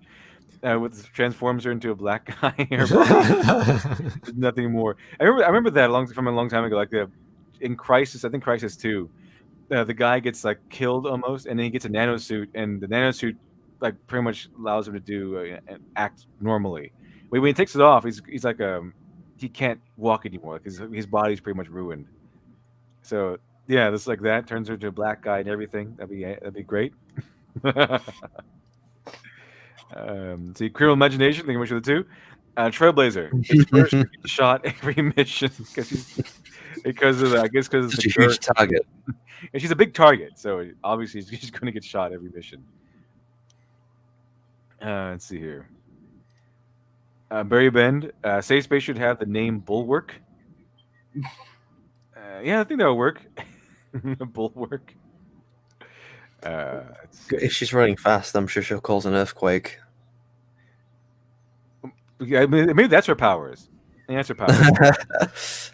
She runs really fast and she causes earthquakes everywhere. Oh God, that should have been her power. Like she's got the power to make earthquakes, but maybe that would be fatphobic. So yeah, Joe Rogan just learned about Trailblazer. He's like, what's her superpower? You think? It's like eating cake, and no, she has a Diabetes. backpack. She has a backpack with unlimited snacks, obviously. Demon of the Sword. I'm not surprised that Fate's writers utilize pseudo names in story. Japanese creators tend to value their co-workers. Oh yeah, I've heard that Japan, their workers are so like into their work that they have like company songs. It's like how you have a national anthem. They have like company songs that everyone sings, and they do so with enthusiasm and loyalty. It's a whole different environment over there. Oh my God. A pocket dimension with seemingly infinite space, which you could pull out useful or random objects. Okay. So look at the drawing. So it's not always under her control, though. She claims What- to get wait, a power wait, from wait. So God, this- but not the so God. it's actually just a bag. Someone that they can just pull anything out of the bag. Yeah, it's like a. Oh my God! bag It's with fucking infinite Dora the space. Explorer's backpack. Yeah, that's It's literally that.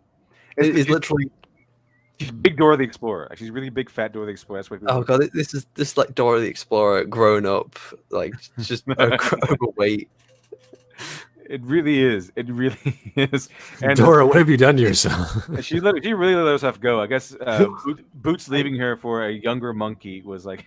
But it's gonna be so terrible. I remember what was it in some kind of cartoon to do with the penguins of Madagascar. One of the penguins would always kind of like choke up some kind of useful item that would be perfect for that like moment.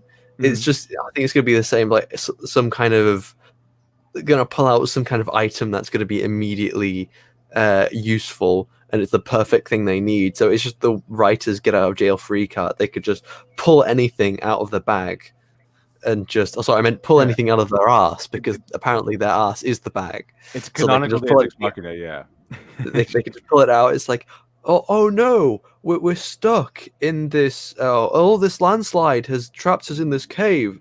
Oh look, I have a pickaxe that I pulled out of my bag. Let's mine our way out. Exactly. That's basically what it's going to be. She's going to have anything and everything in that backpack ready to solve plot problems whenever they occur and arise. But what's the limitations? There's no limitations. You can pull fucking anything out of it. Her superpower is About the Infinity Gauntlet. she basically has the power of Looney Tunes. She can just pull anything out from behind her back. Let's see here. Nathan Brake, English with 5. Trailblazer weakness. The ghost of Andrew Jackson forces her to walk the Trail of Tears. No, not the ghost of Andrew Jackson. How did you know? Let's see here. Alex Halo, I think we're sure the 2. Unfoldable made Unlimited Blade Works. Let's see. Oh, okay. This is the parent company. Yeah, no, the show is broken down into each of the storylines. So the first one, Fate Stay Night, I think is Unlimited Blade Works. And now they just keep doing the rest. They did the Heaven's Feels, the last one, which is the movie version. So yeah, there's so many versions and there's so many iterations, so it's kind of confusing. Someone said Dora the Explorer didn't grow up; she grew out. Here the numbers. Dora the Explorer didn't grow up. She grew out. Let's see here.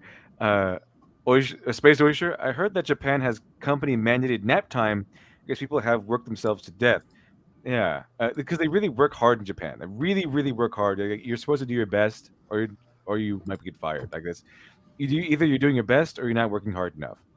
That seems to be the culture over there. I think. I think they need mandated nap times for just normal working hour people here in America, anyway.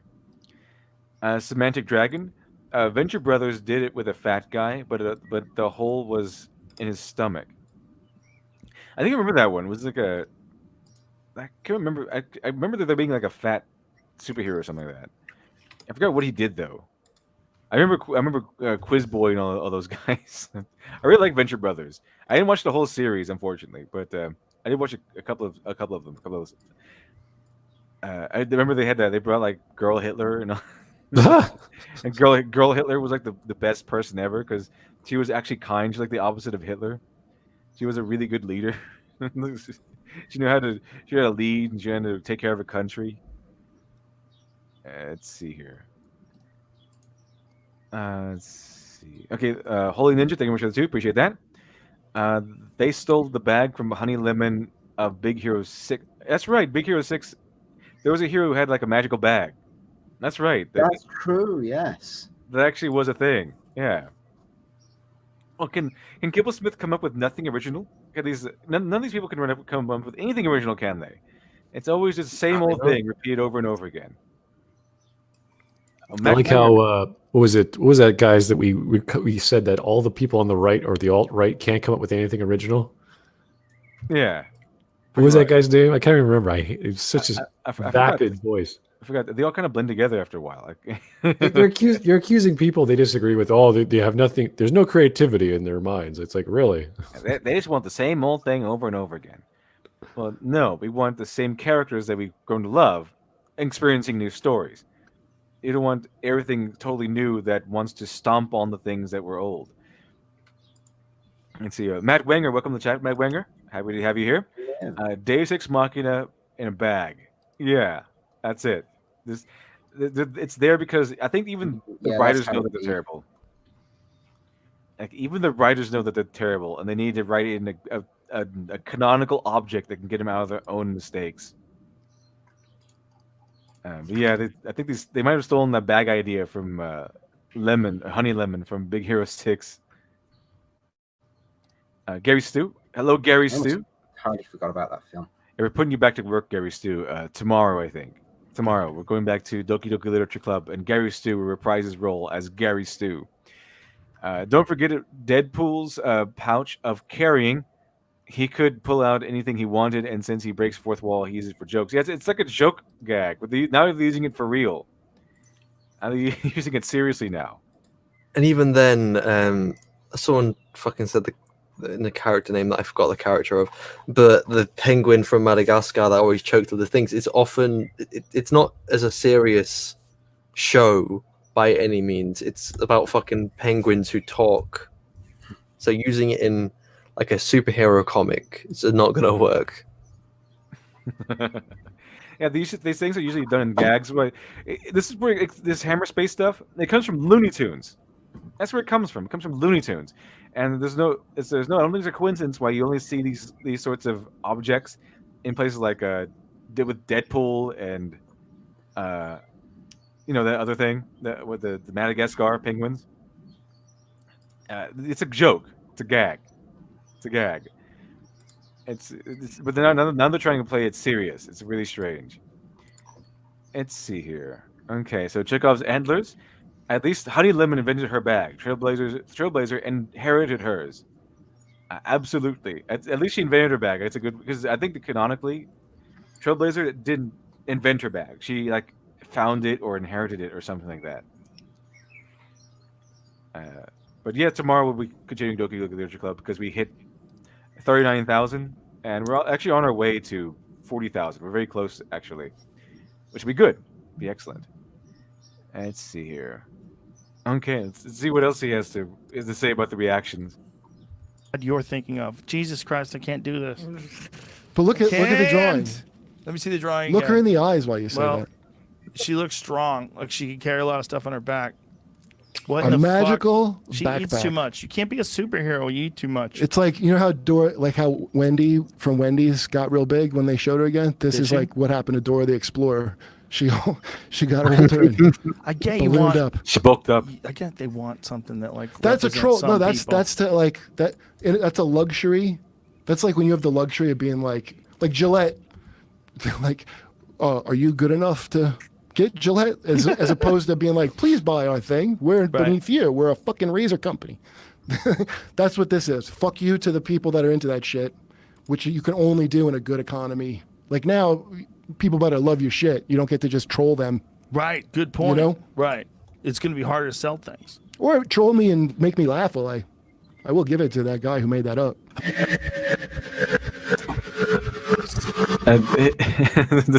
As Joe Rogan's experience. They fucking stole my joke. Oh, Dora the Explorer. I made that joke. It's my fucking joke. Now, well, I know they obviously made it before me, but I came to my own conclusion first. Let's see here. All right, so that was a little look into Joe Rogan's experience with being exposed to this nonsense. And here's one thing I don't get. Maybe some of you can enlighten me on this little development. But what's with all the Mace Windu hate recently?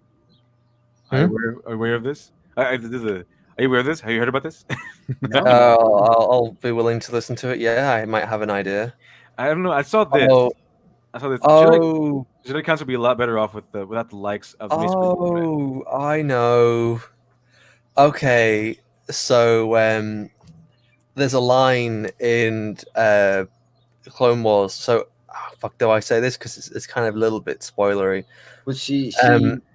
No, go for okay, it. so the problem is, it's like I don't know how much they already know about Ahsoka's arc. Basically, all I can give away right now, because we are still in the middle of watching Clone Wars with Literary Devil and Smud Boy here, so they've only seen a little bit of it. But Mace Windu is a little bit of a dick to Ahsoka because she doesn't. Basically, she kind of distances herself from the Jedi, and Mace Windu doesn't like that. So he says, "Sorry, this is council business." Kind of a bit snarkily. It's like this no discussion for a citizen. He refers to her to a citizen because she tries to have as little No, involvement. look, don't say anything because again, the season 5. They haven't watched season 5 yet. But she leaves though, so it's yes. like, I think everyone knows. You already know. Okay, I think everyone already knows because it's been okay. spread Well, over the internet. because she's left the Order, she counts as a citizen now. So Mace Windu says, she says all she's doing is her duty as a citizen, and Mace Windu ends up saying, "Sorry, citizen, this is Jedi business only." Yeah, well, she quit, didn't she? So she's not Jedi anymore. It's Jedi business. She doesn't get to be in on Jedi business and not be a Jedi. You can't do that. Like having your top secret. I think Ben here just hates black people. I think so. I think that's the case. He's just racist. Council would be better off with Mace Windu, yeah. It's Mace not like Windu's he went awesome. to go fight Palpatine or anything. If you're saying that the Jedi would be better off with Mace Windu, you're obviously wrong. And Jedi would be better off without Anakin Skywalker. Probably. I would get rid of Anakin Skywalker before I got rid of Mace Windu. Mace Windu is awesome. And see, Nathan Break, the information of 10. Appreciate that. I got a better hero. He's a superpowered football player who his power is to reinforce his muscles to give him more power, which he uses to deliver powerful strikes such as London corner shot. That'd be much better. That'd be really cool. Like a safe space character that's make him a safeguard. He can just pump up his muscles like Master Roshi, and just lay down the law. And see, Nathan Break, thank you much for flying. Appreciate that. His name is Gallant Striker. He wants to be a pro hero, like his hero Manchester United. Oh, remember Manchester United is part of the. No, wait, never mind. I was thinking Manchester Black. That was a different guy. What a simple idea. Get a superhero or whatever who likes a sports team. Like, wow. How simple. Mask in that profile picture, That'd be really cool. That'd be really cool. I love the New York Mets. I'm Batman or whatever. I have a bat. Like, what? You're not Batman?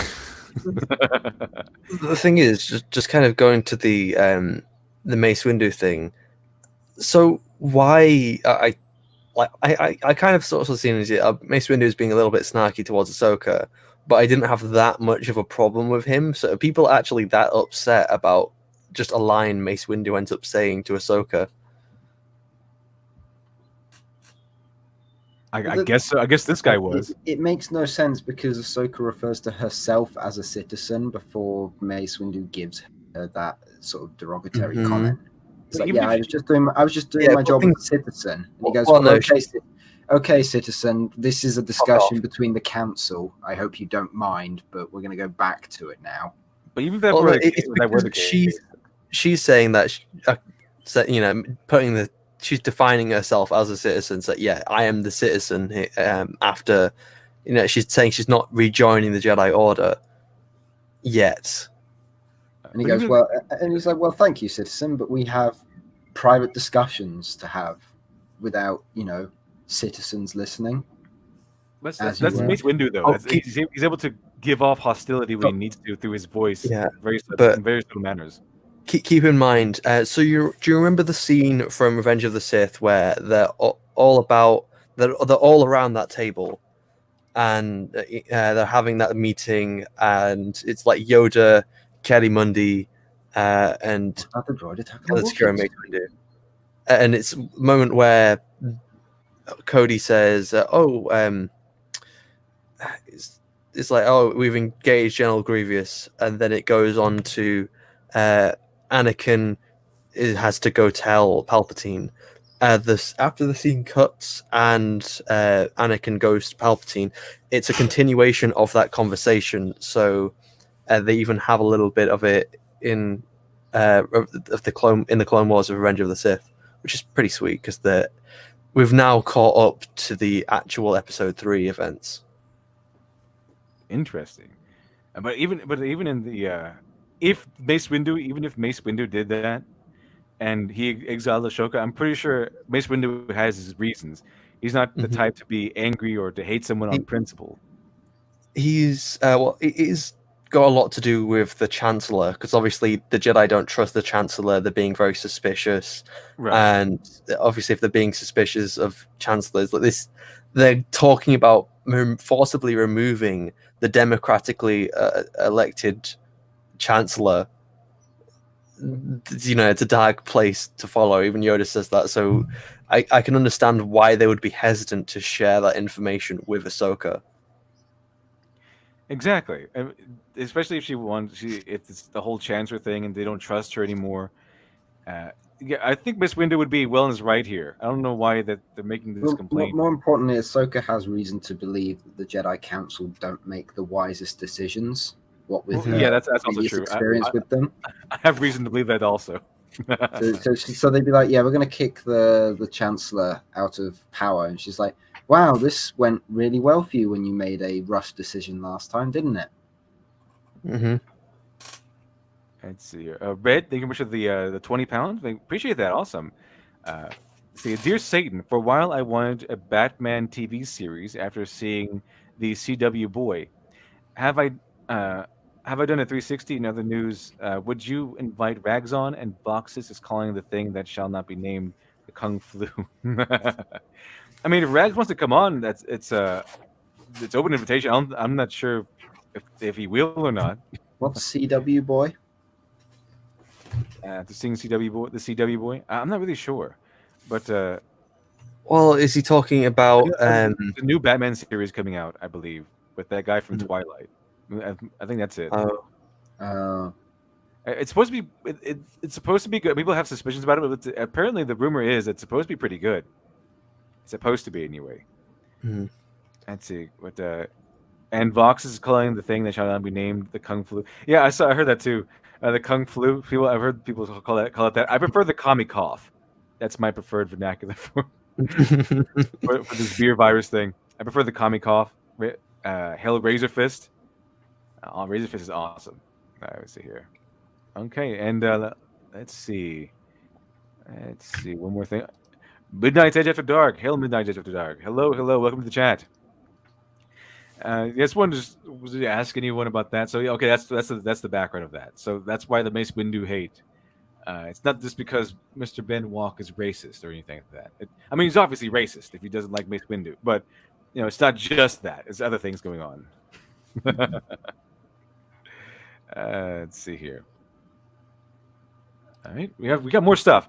Are you ready to be infuriated? Always. I've got my rage ready. I got a yellow flash video on here. You can help you. Face. I've got the Marmite ready. The Marmite. Oh. To chew on it ferociously. I don't know if you heard about this one. That there's a new novel out that mentions that downplays Luke Skywalker anymore. I don't know why they keep like Luke Skywalker is like he's like Jesus in the Passion of the Christ. They just keep whipping him and torturing him and mutilating him. It's like hammering the crown of thorns in his head, all that stuff. What? Yeah, the new novel says someone says that Luke Skywalker didn't do that much. Gene Erso did all the real stuff. All Luke Skywalker did was take the final shot. What? Gene Erso did everything that matters. That's the direct quote from the Who the fuck even cares about Jyn Erso? I mean, I don't understand that logic, considering she practically only got the plans halfway.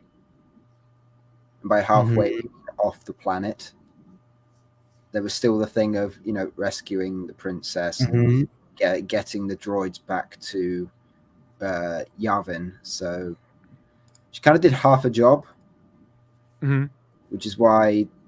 Well, not even half, really. I know her plan was go get the plans, bring them back, but she kind of did half a job and sort of left the plans floating in literal ether.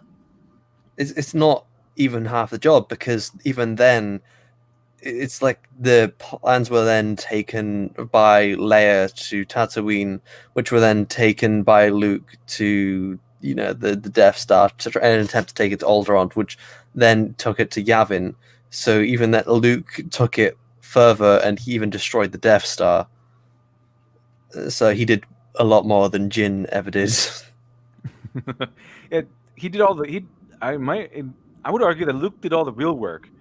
They managed to get like the plans or whatever over there. But I would say Jyn got the ball running, but she didn't. Yeah, she got the ball running. She didn't do all the real work though. She got the ball rolling. Sorry. She got it into Leia's hands, more or less, and Luke died in the process. And everyone died. Everyone would have lost if it weren't for Luke Skywalker. Luke Skywalker managed to carry it out. He did all the real heavy lifting, I think, anyway. Let's see here. Okay, so yeah, let's see what he has to say on this one. What's going on, everybody? It is May 1st. It's a Friday. Hope you're doing well. So we've got some interesting news here. I want to go over some Star Wars stuff, and I want to go over New Warriors again, because there was a funny interaction between Joe Rogan and his guest where they wrote. We just saw that once. Let me see here. I think he's going over the Star Wars and stuff I find first. that one really funny because it's honestly, I mean, I wouldn't say Joe Rogan is a normie, but he's probably as close as you're going to get to, something that we can compare that to. Joe Rogan is an enlightened normie. Because, he's not reading comic books, but he finds it interesting.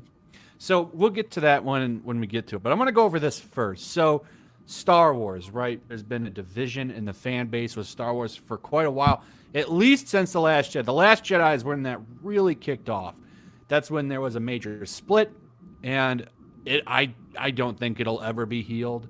As long as the current people that are in charge over at Lucasfilm stay there, I don't think that rift is ever going to heal. Because they keep doubling down on stupid stuff, and they have no intention of ever changing it. They've ruined the original trilogy, undone all Luke Skywalker's accomplishments. Yeah, like I said, it's the passion of the Skywalker. The thing is, I think that the damage that has been done can be repaired, but the actions at Lucasfilm just haven't been doing enough to try and fix the damage.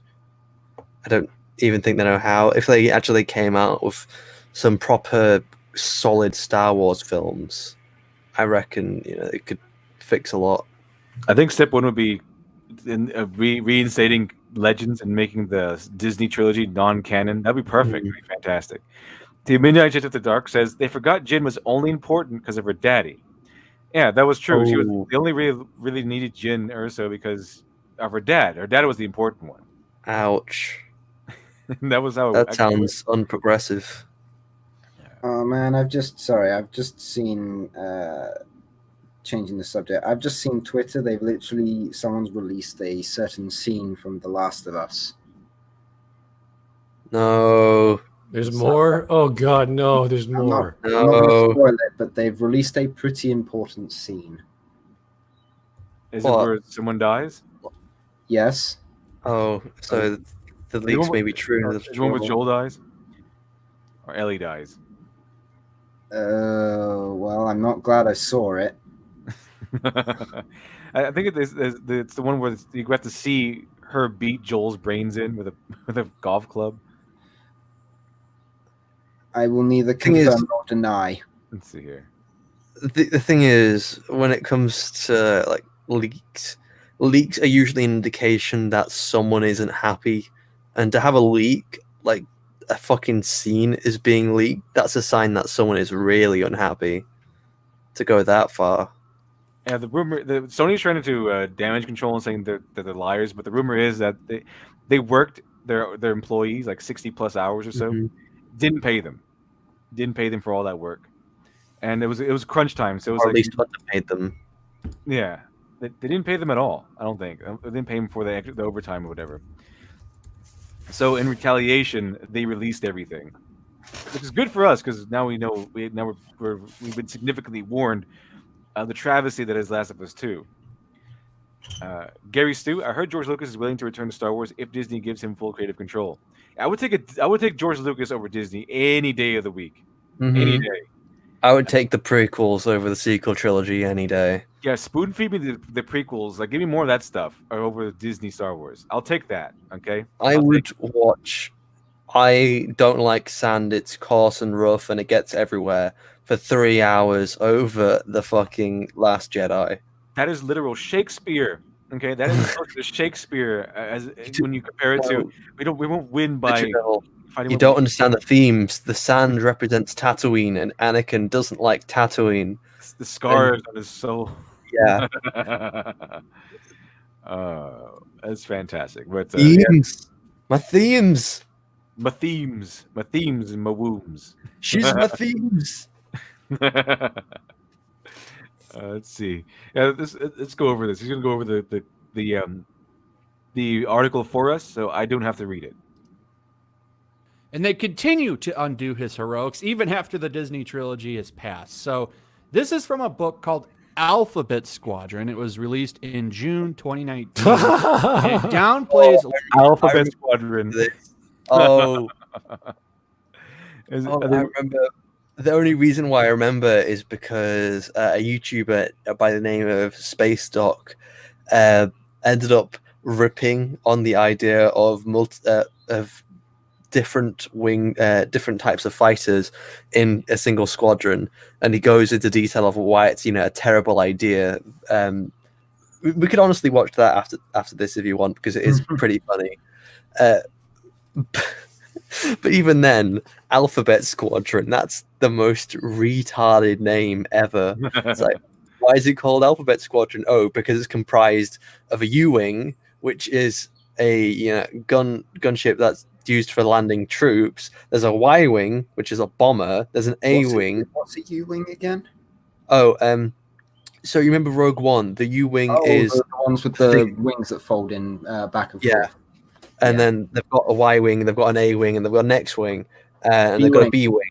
Yes. So, there's so many ships that just play different roles, and it's like, why do you put these in a single squadron? Because so you're gonna have a Y-Wing that has a sad single bombing run. You've got a fucking A-Wing. What's that gonna do? And then you've got a fucking. It's like they all. Are they scouts? Are they scouts or are they interceptors? Oh, A-Wings are fighter interceptors. X-Wings are multiple role fighters. Y-Wings are bombers, I get that. B-Wings are sort of heavier versions. Mm-hmm. I think so, right? B-Wings are just bigger bombers. Yeah. So yeah, Space Orchard says, is that the new title of the Alphabet People? That's what I thought.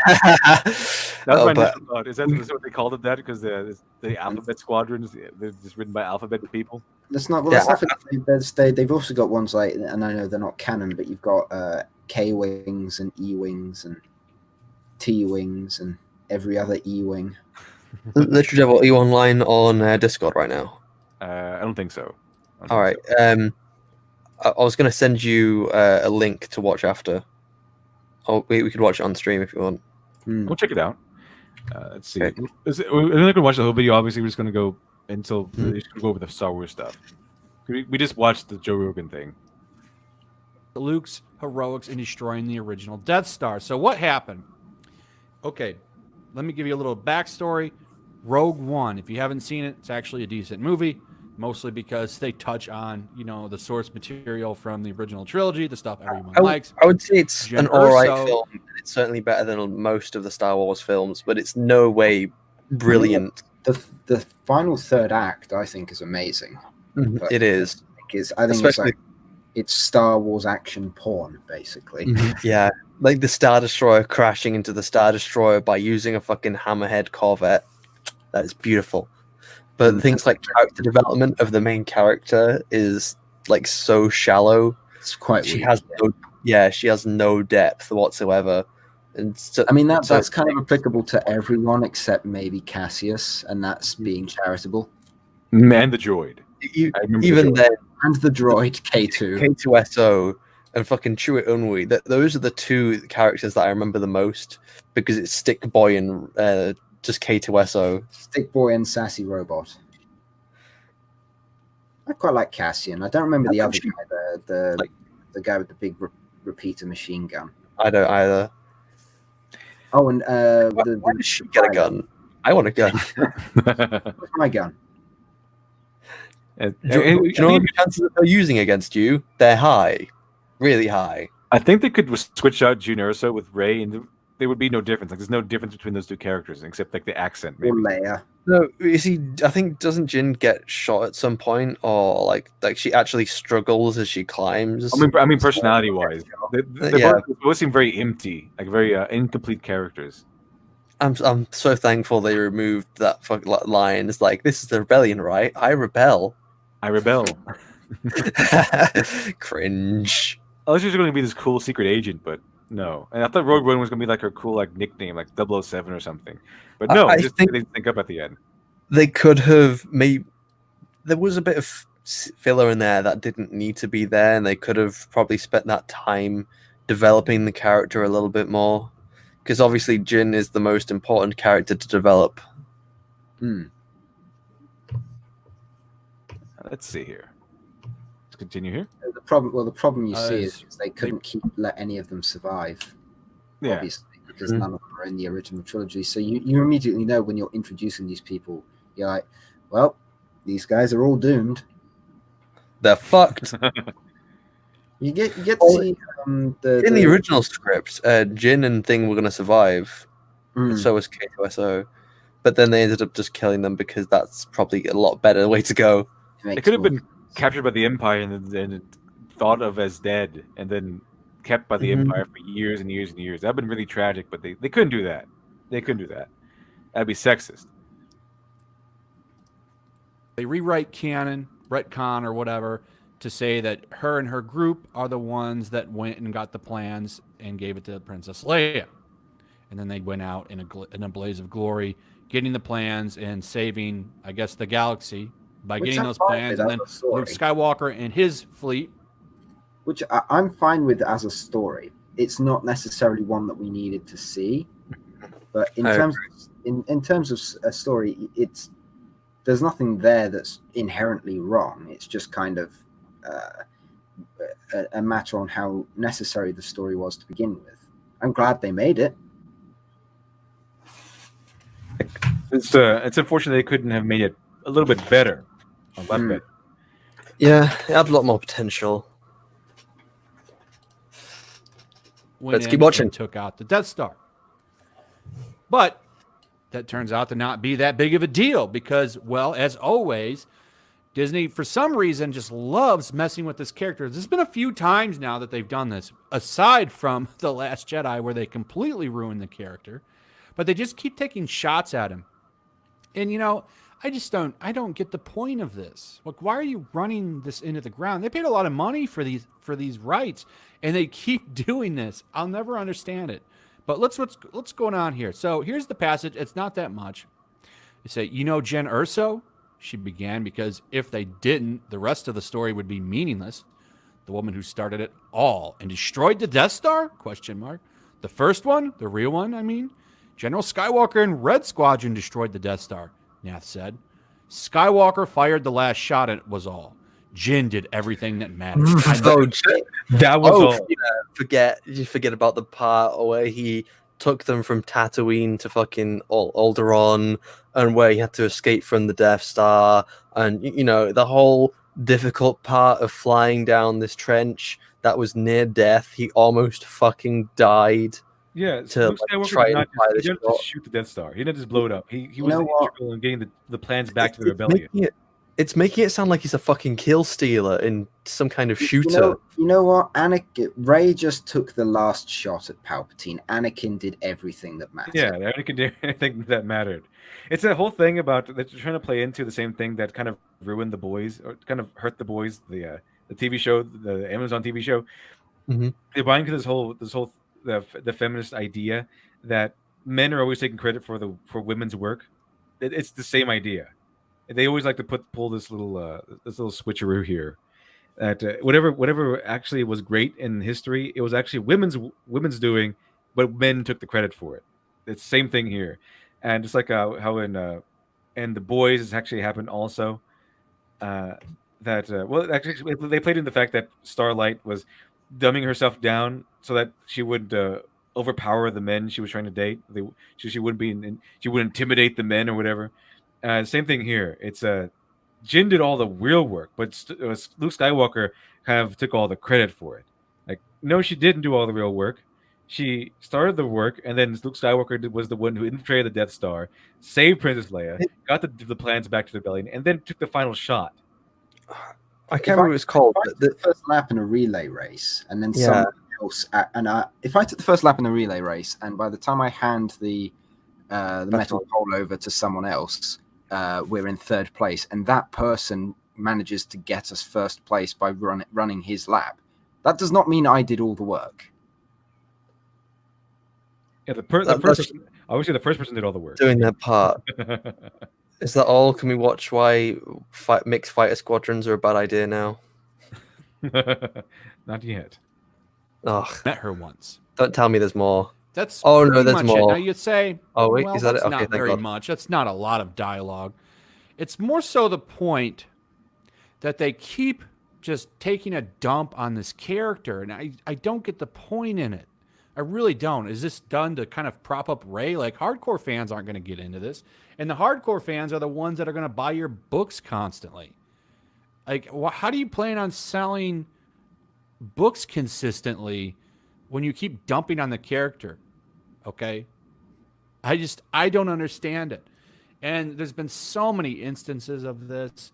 There was another book, I can't remember the details, but I know I talked about it in a video where they did something else to Luke, and it's just, why do they keep doing this?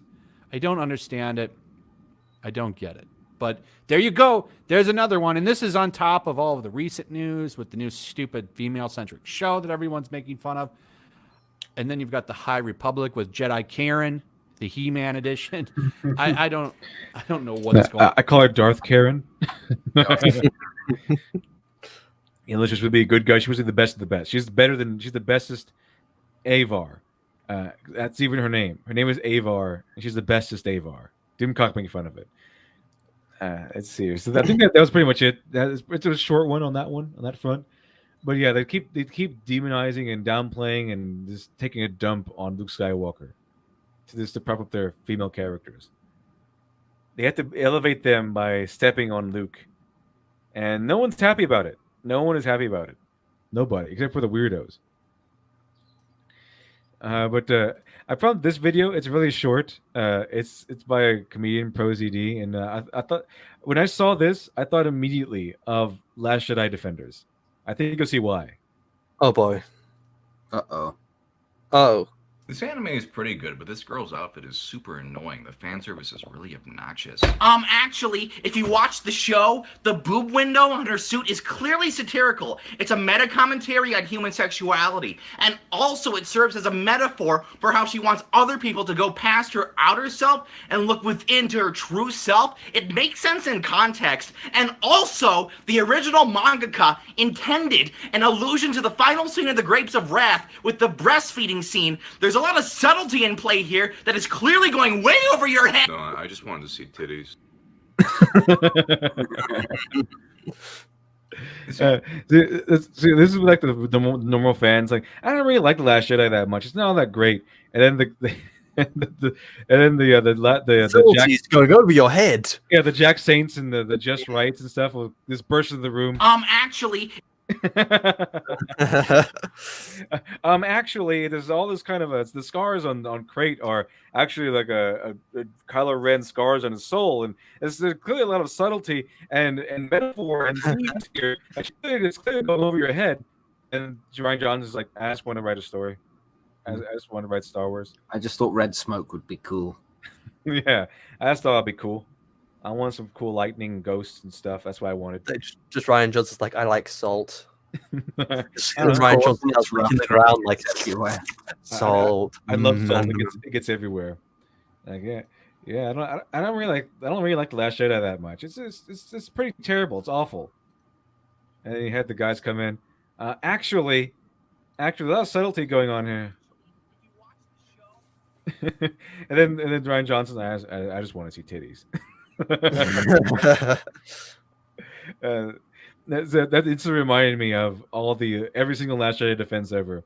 They're reading way too much into it, and Ryan Johnson obviously didn't put that much thought to it at all. Not even close. Not even close. He didn't go into Hume or all these other philosophers that they keep dragging into the situation. No, he just made a terrible Star Wars movie. And that's about it. No, the actuallys are not actually there. We're going over the 2.5 hour mark, and we're going to make it for the movie night. And go ahead and close it out the stream here. So thank you. What about the mixed A-wings? We got time. Yeah. Why mix fighter squadrons are a bad idea? Hold on a second. We got time. Let me put this up real quick. Show this one more time. Well, in the meantime, I'll show Dr. Alpha now while this is opening, because Dr. Alpha is almost to the 40K mark. Chat, almost to the 40K mark. We're at $39,535. We're almost there. We're almost there. The 40K mark, and once we get there, it unlocks the first new short story and the creative writing contest. And even if we don't get there today, there's some big news coming along the lines for Dr. Alpha. Hopefully later today. If not today, then maybe tomorrow. One of those. Let's see here. Alex Hidlow, thank you very much for the 2. Us weebs like our justice and plot. That's good. That's good. That's good. Well, you should watch anime for the articles, right? Sharknado's on Monday when we're watching it. We're going to be watching Clone Wars, so we can have a discussion video about it, because Literary Devil and Smudboy, they need to be educated. Right. We need to be re-educated. Let me see here. But thank you very much, Alex Halo. I'm pretty sure you weebs like your justice and plot a lot. You like your plot double D's, the destructive and daring. Let's see here. Daringly destructive. Yeah, the double D plots. Let me see. I'm gonna pull it up real quick. Why mixed squadrons are a bad idea.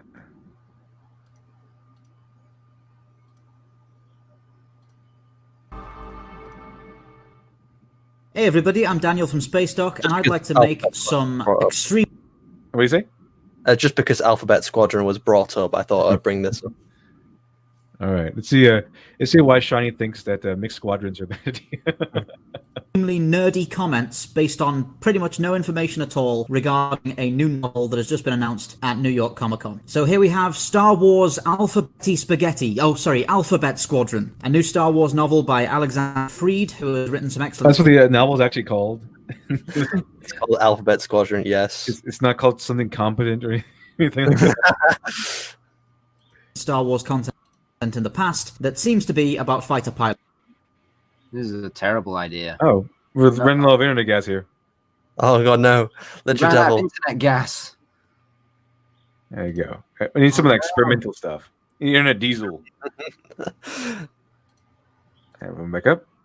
There we go. Maintained that space fighter pilots and their stories are less represented than people seem to think they are in science fiction. When you think about Star Wars or Battlestar Galactica, you think of fighter pilots in space, but when you really look into it, they're always a very secondary part of the story. Only really Wing Commander has dedicated itself entirely to the story of fighter pilots, and I like seeing that more in science fiction, so very exciting. But pretty much the only information we have about this book is the name Alphabet Squadron and this cover, and using my stupendous powers of deductive reasoning, I have come to the conclusion that it is probably about a fighter squadron called Alphabet Squadron that is comprised of a B-wing, an X-wing, a Y-wing, an A-wing, and a U-wing. Now, while I'm sure the book will be fantastic, my extremely nerdy initial response upon seeing this was mixed unit fighter squadrons are a bad idea. This is something that Wedge Antilles actually states outright in one of the old X-wing books, and I'm going to explain it for you guys here. Okay, I just want to butt in on my former self here to explain something that I don't think I made clear enough in the first recording of this. The main reason you keep everything in a squadron the same kind of ship is so that everything accelerates at the same rate, turns at the same rate, enters firing range at the same time. If you have a squadron like this and everybody breaks to port, everybody's going to break to port at a different arc, which is going to increase the possibility of collisions. It's going to force everyone to have to adapt to the slowest ship. It's going to be a nightmare to maintain formation. It quadruples the number of things you need to think about just to keep the squadron functioning in basic maneuvers, let alone in combat. But anyway, let's allow my former self to continue rambling. Now, I should first point out that we, of course, have no context at all for this. It could literally just be like 5 characters who just happen to have these ships or bought them or something. We don't know that this is actually a rebellion fighter squadron or anything like that. But just for the purpose of argument, let's assume that some military organization has actually tried to assemble a squadron made up of these ships. Now, here's the problem. The U-wing is the slowest and least maneuverable ship here. But if these guys are acting as a squadron, then I'm afraid that U-wing has just set their pace forever. Everybody else is going to have to hang back to accommodate for its top speed, because of course top speeds in space are a thing in Star Wars, and they'll all have to constantly cover its blind spots, which will restrict them from being able to split up and shorten the reach of the squadron overall. Now, the U-wing is a really great ship, but it's really good at doing its job, and its job is to deploy troops. If these guys are going to deploy troops on every single mission they ever go on, then that's fantastic, but I strongly suspect that won't be the case. And if you're not deploying troops and you bring a U-wing with you, it's kind of like entering a Formula 1 race in a double-decker bus. You've got to have the right tool for the right job. This is why I find it kind of irritating that Black Squadron from the Poe Dameron comics is made up of 4 T-70 X-Wings and 1 A-Wing, initially RZ-1 and then later RZ-2. The problem with that setup is whenever they engage the enemy, one of 2 things is going to happen. The A-Wing is either going to gun it towards the enemy at full speed, be fired at from 5 different directions and die immediately, or it's going to slow itself down to 40% of its potential speed so it can stay in formation with all the X-Wings, and then they'll stay together, cover for each other, act like a squadron, be able to communicate, and that's great. But the problem is, if you've permanently throttled down an A-Wing to 40% of its speed so that it can work... Yeah, that is true. Usually when you have squadrons, it's usually like, oh, here's an X-Wing squadron, or here's a Y-Wing squadron. They operate together because they all use the same stuff. They're calling to do the same maneuvers. They all have the same capabilities or similar capabilities. It's very difficult to maneuver when all of your ships are different. You are only as strong as your weakest member. Yeah. So, if that member is entirely different to you, well, then you got an entirely different set of strategies, firepowers, maneuvers, and stuff you need to consider instead of acting as one big like homogenous unit. And they have different commanders. You would have different commanders commanding different sort of wings. And if you have a leader of that squadron, whoever that might be, they have to be an expert on how everything works, like how each of those ships work. It would be too much trouble. Why would you even do that? Doesn't make any sense. Hopefully it's not canon. That'd be ridiculous. Work properly in the squadron, you don't have an A-Wing anymore. You have half an X-Wing. So you might as well just give them an X-Wing so that you get twice as many weapon hard points and an astromech droid. There's no use using an A-Wing if you're not going to use its speed and maneuverability. And in this case, if you use its speed and maneuverability, you leave it isolated and it gets destroyed. This is why everything is normally kept in wings with ships of their own type. Frankly, the first thing I thought when seeing this picture was, well, that Y-Wing pilot is going to die. Because first of all, Y-Wings are death traps, as we all know. Throughout all of the Legends X-Wing books, everyone is always terrified of being put in a Y-Wing because everybody knows that they are slow, they have huge ventral and dorsal silhouettes, they have 3 extremely exploitable weak points where the engine nacelles connect and where the cockpit connects, and they're designed in such a way that you basically expect half of them to die whenever you do anything with them. You send all of your Y-Wings in, some of them die. Thunder Feet, thanks for the pound 99. Yeah, mixed squadrons were used all the time in World War II. Oh yeah, I remember that. No, that's not true. That's not true at all. They were racially. Thank you, Thunder Feet. Appreciate that. See, the CWD Trixie Alphabet Squadron is made up of gunship / troop carrier, strike bomber, multi-purpose fighter, heavy fighter, and an interceptor. Those do not work well with a single unit. I mean, they might work well if you don't use them all at the same time. Like you might, send out an interceptor. So it's like an army, but not really at the same time, all flying together. I don't think that'll work too well. And see, Gary Stu. Well, the bombers do need to cover the fighters, but the fighters never stay with them throughout the entire flight. Let's see. So, did you mean like actual mixed? Let's see here. Okay. It's you tend to have a wing of bombers and a wing of fighters, so you can coordinate between each other. Yeah, pretty much. And the commander of those fighters would know like the best capabilities of the fighters that they're driving, and know the squadron, and know the ships, and how they can handle them. But I think we got the point. I'll go ahead and I think I'll go ahead and end the stream here. Mm-hmm. Got it. Appreciate you coming on, Shiny, and voicing the radio. Appreciate that. And Smudboy unfortunately had to go before the end of the stream, but thank you, Smudboy, also, and thank you everyone in the chat.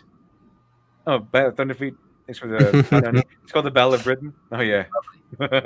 Tally ho. Tell you what, chaps. Fantastic. Let's go fucking die. Let's see. Yeah. All right. So thank you very much for joining me. Thank you very much, Thunderfeet, for the pound 99. Appreciate that. And I will see you all next time. And I think tomorrow, I think I'll do the Doki Doki Literature Club stream tomorrow. I'll have it. I'll give you plenty of time to plan it out. Hopefully, I think I might set it up tonight or something like that. And Dr. Alpha almost at 40,000. And once we get there, I'll unlock the short story, all that good stuff. And I will see you all next time. Stay safe, and I'll close out with which I have deemed the new ending song. So, what is it? Oh boy, no. Yeah. What is it? Oh, I'm excited. Oh yes. Stay safe, everyone, and we will see you all, of course, next time. Ta-ra!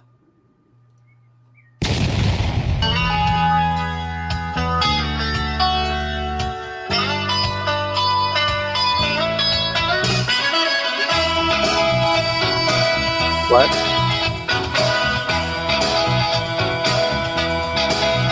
Turn the industry into a dust bowl.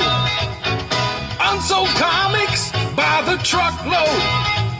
They reboot stories, can't create nothing. Self-righteous bricks into fart huffing. You're a sword boy. You're a sword boy. You're a sword boy. You're a sword boy. Daniel Kibble Smith has a baby head. IT heroes make him wet the bed. Dreams of safe spaces and cries at night